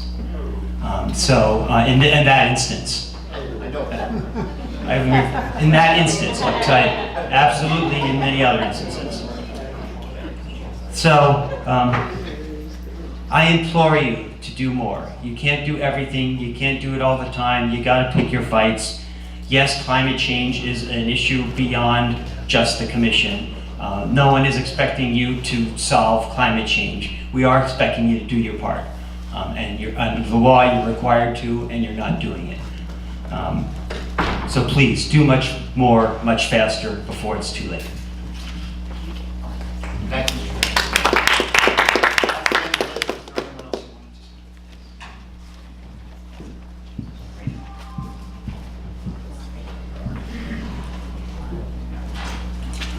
Margot Pellegrino, Medford Lakes. My favorite Christmas movie is It's a Wonderful Life. But first, before I get into why that is, I do want to apologize and just correct a statement I made here a couple months ago when I misspoke and said that the AG's office had no clue about the whole recusal issue with Commissioner Lloyd. Sometimes my mouth clearly runs away without me, without brain control. Anyway, and what I had really meant to say was that the initial question about whether there was an ethics issue did not actually originate from the Pinelands Commission. So that whole recusal issue came out of Trenton. Anyway, so moving on to that, and also just I really do appreciate you weighing in on the turf farm thing with the soccer. It's nightmarish. And it is just a horrible thing to see our state legislature stepping on the toes, I think, of the Pinelands Commission. And the other thing is too, I mean, they're not really thinking out all the steps. The traffic on 206 and in that area is just so miserable that there's no way they can continue doing that kind of thing without some kind of infrastructure upgrade, whether a light or whatever. So now once again becomes the taxpayer's burden to remedy something that we could have avoided this. And we keep hearing about budget constraints and blah, blah, blah. So the last thing we need to do is create a problem where there really has not been a problem. This is self-inflicted wounds. And the other thing, with regard to the pipelines, I mean, it's really hard to not become a conspiracy theorist when the public now has become basically extracted from this whole process. And things have been, the deck has been shuffled. I was there in Trenton that day, along with many others who witnessed what I think was a debacle to get a recent commissioner confirmed. It was absolutely the most mind-blowing thing ever to witness, where the deck, until the cards at the Senate could be reshuffled, Sweeney called for a tabling until later in the day when he could, I'm sure, text people to get them all in line, and one no vote was a yes vote. So it's very hard not to think there's something funny going on. But I, really do like It's a Wonderful Life, and I like to think of what if we took different steps and, look at the things if we took ourselves out of the process and we didn't do what really we're supposed to be doing. What are we going to be messing up further down the line if we take ourselves out of that process and don't do the right thing? And with the Pinelands Commission, the Comprehensive Management Plan, climate change, and water, we really should have a moratorium on all big projects like this. Back in the 70s, I was growing up in Medford on a lake, and the Hockey family, I don't know if you're familiar with the water study that was done back in the 70s. It was a hydrological study of the water impacting, the watershed impacting Mimosa Lake, Centennial Lake. I don't know if you guys actually have a copy of that somewhere. And Medford Lakes, I have a copy and I can furnish it to you. Back then they were looking at water issues. This is back in the 70s, before there was that one water tower, where was it, in Berlin? Was it Evesham? I think, does someone want to point? Yes. And, and there was all this like, oh my gosh, this is going to really impact our lakes. Well, we're seeing that it does. We actually have a pump, believe it or not. A lot of people don't know it in Medford Lakes. It pumps water from Ballinger Lake back up to the top of the chain of this little separate one. Yes, and they keep, yes, I know, and this has been going on for some time before even that well is in place. We've got water levels that are dropped off in some of our higher lakes. Fortunately for me, the chain I'm on, which originates up past Occonequin, is the sounder one, but still it's not without its problems. But so back then in the 70s, we're aware that there were water problems within our watershed, and that was before development has taken off the way it has.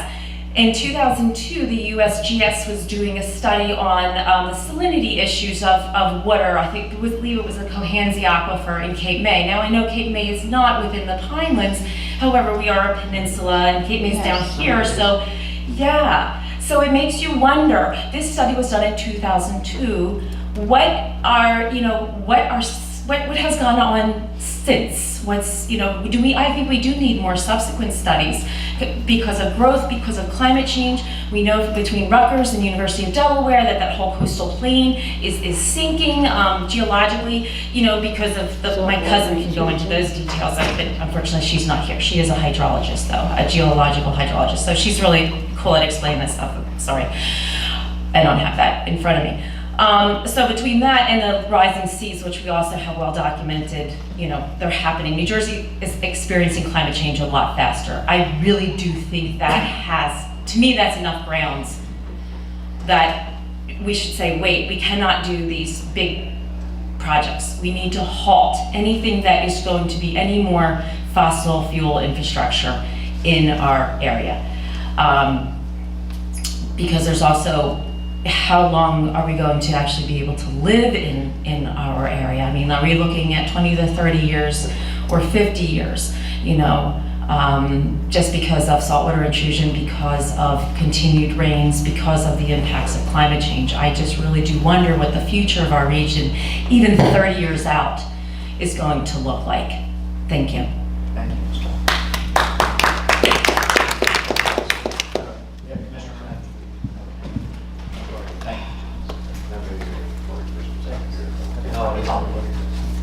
George Hay, Summers Point, New Jersey. I'm undergoing chemo treatment, so my brain's a little fuzzy. They call it chemo brain, but I'll try to be short. But thank you for the opportunity to speak. I'm a South Jersey gas ratepayer, and I really support the need for a moratorium as opposed to. Sir, do you have your phone or anything? Oh. No, I'm just saying it's causing interference.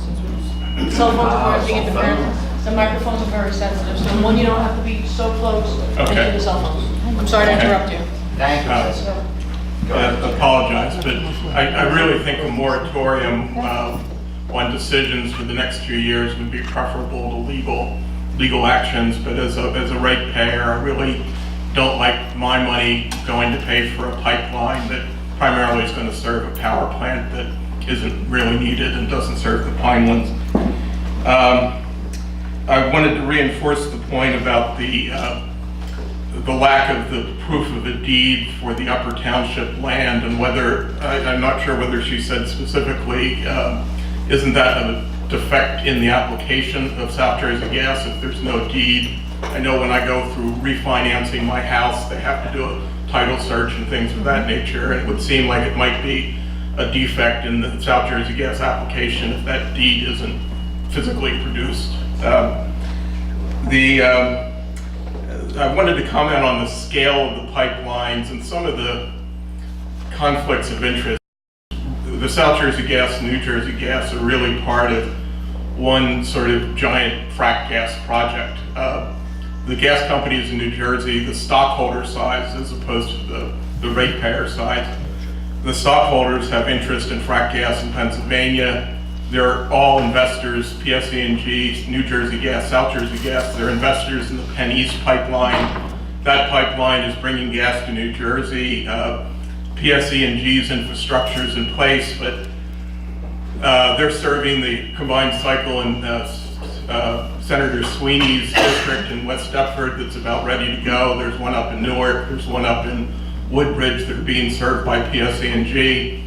The South Jersey Gas piece is the BL England project, and I tend to believe that ultimately the 700 PSI 30-inch pipeline that's a heck of a lot bigger than the South Jersey Gas pipeline, the New Jersey Gas pipeline, that's a huge pipeline. And ultimately I think it's going to go to repowering the Oyster Creek plant at some point in the future. So there's tons and tons of these projects, and as an ex-utility guy from California, this conflict of interest between the stockholder side and the ratepayer side, and then the public on the environment. And I'm from Haddonfield.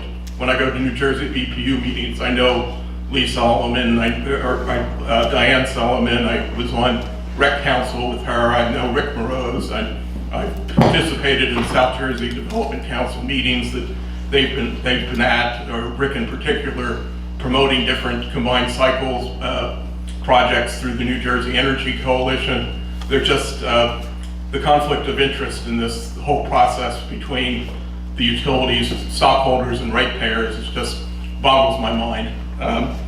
But that just being said, I just wanted to give a scale of this isn't two different projects. It's really part of one big, massive bringing frack gas to New Jersey project.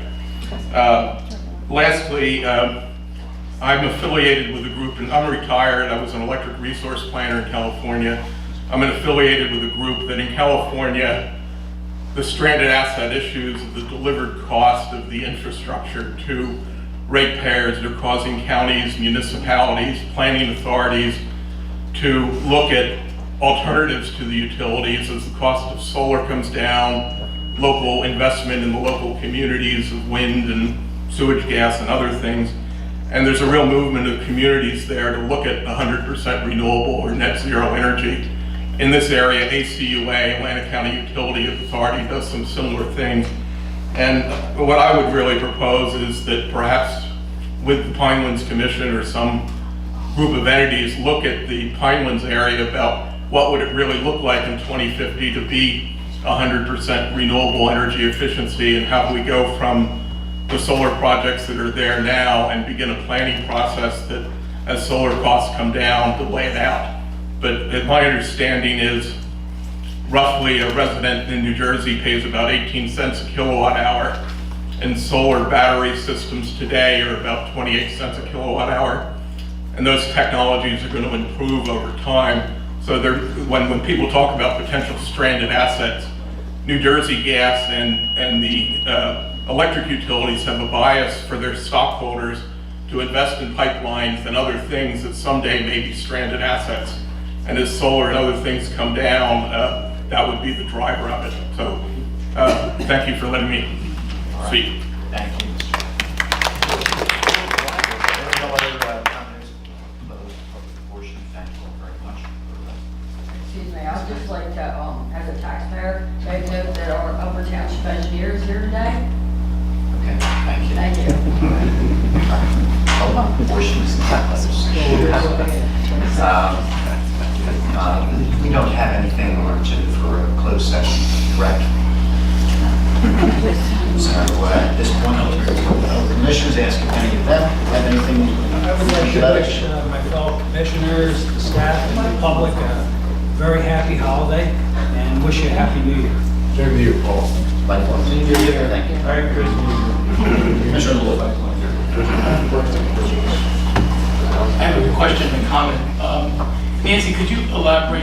I'm not sure I fully understand what the presentation was from the state climatologist and what form it was, and whether there's any written record of that. Is John Bennell in the back there? He is. I haven't seen him. Yeah, it's part of the pilot research series. It's part of the usually monthly research series that we do. We just came down to speak about climate change. We actually videoed the talk, and the slideshow is posted on the webpage. It is posted. The slideshow is posted on the webpage, not the video because it's too large. Our monthly series. Okay, I just want to get, thanks for clarification. I guess I want to make a comment, just reflecting on what's been said here this morning. Stranded costs really struck me. I'm reminded of the fact that the citizens of the state of New Jersey have paid $1 billion for stranded costs in the electric industry. Some of you may remember, you may not know about this, that Public Service proposed building nuclear power plants in the ocean off of Atlantic City. We paid $300 million for that ill-fated plan. Public Service also proposed to build Hope Creek 2. We paid $400 million for that ill-fated plan. Jersey Central Power and Light, I believe, spent $300 million on the Fort River nuclear plant that never came to fruition. The bad news is that we all paid $1 billion for those stranded costs. The good news is, in comparison to the pipelines, is that at least those plants were never built and the environmental harms were never realized. The pipelines, I fear that one, we are realizing the environmental harms now because those pipelines are being constructed. And we do not have a mechanism, or an effective mechanism certainly, for us as citizens to make a decision about whether those investments should be made. I think there's a failure here. I think there's a failure at the BPU. And I guess I would urge all of us to think about ways to try to avoid both the environmental harms that are going to come from these pipelines as well as the economic harms that I fear are going to result, because we're investing in infrastructure that I think is not going to be certainly not fully used, maybe not used at all, when in fact investments could be better made in alternative energy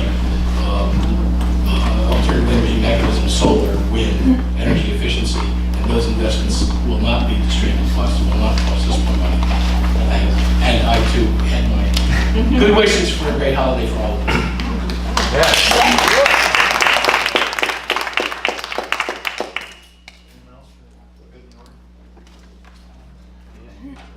I'll add one thought.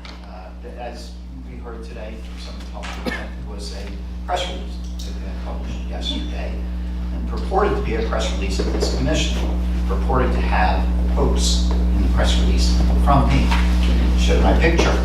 Prefaced by the yes man. I'm sorry, Mr. Wolf, public comment's closed now. Okay? Prefaced by the remark that some people might have been able to interpret as meaning this is not true. However, it never said that. That was a stunt. Yeah, it was a stunt. With a link. It's evidence. Since you're making it obvious, Mr. Wolf, that you were the person who did this, I wasn't even going to point that finger. But since you did this, let me tell you, as the person who had words put in my mouth, that I don't appreciate it, because several people took it very seriously, did not recognize that it was a stunt, and called here asking for comments. Okay, and I'll tell you something. I certainly, as you know, I have a position on this. I certainly am among the people who are concerned about global warming and see the obligation of things people do. I can't tell you how unhappy I am that you chose to do that, and how you apparently, I or maybe the commission, you feel don't act to your liking, or we're not saying things you'd like to hear us say. Okay? We will say what we believe. We will do what we feel we should do, and we will do it deliberatively, and we will do it as a body. And we have that on our agenda. You heard the director say that. For all those people who took that press release very seriously, I'm sorry that was the case, that this was a false report that was out there. Stay tuned. We are deliberating the issue. Action will be taken one way or another. I cannot speak for my fellow commissioners until we as a body take some sort of action. We are looking into it. I just wanted to clarify that for the folks who may have been misled by that. And apart from that, too, we'll offer happy holiday wishes to all of you. I hope this is a great month for you to spend time with your family and with your friends, and remember the good things that we have to be thankful for in this life. And with that, I'll hear a motion to adjourn. Okay, we have a motion second. All in favor, please say aye. Aye.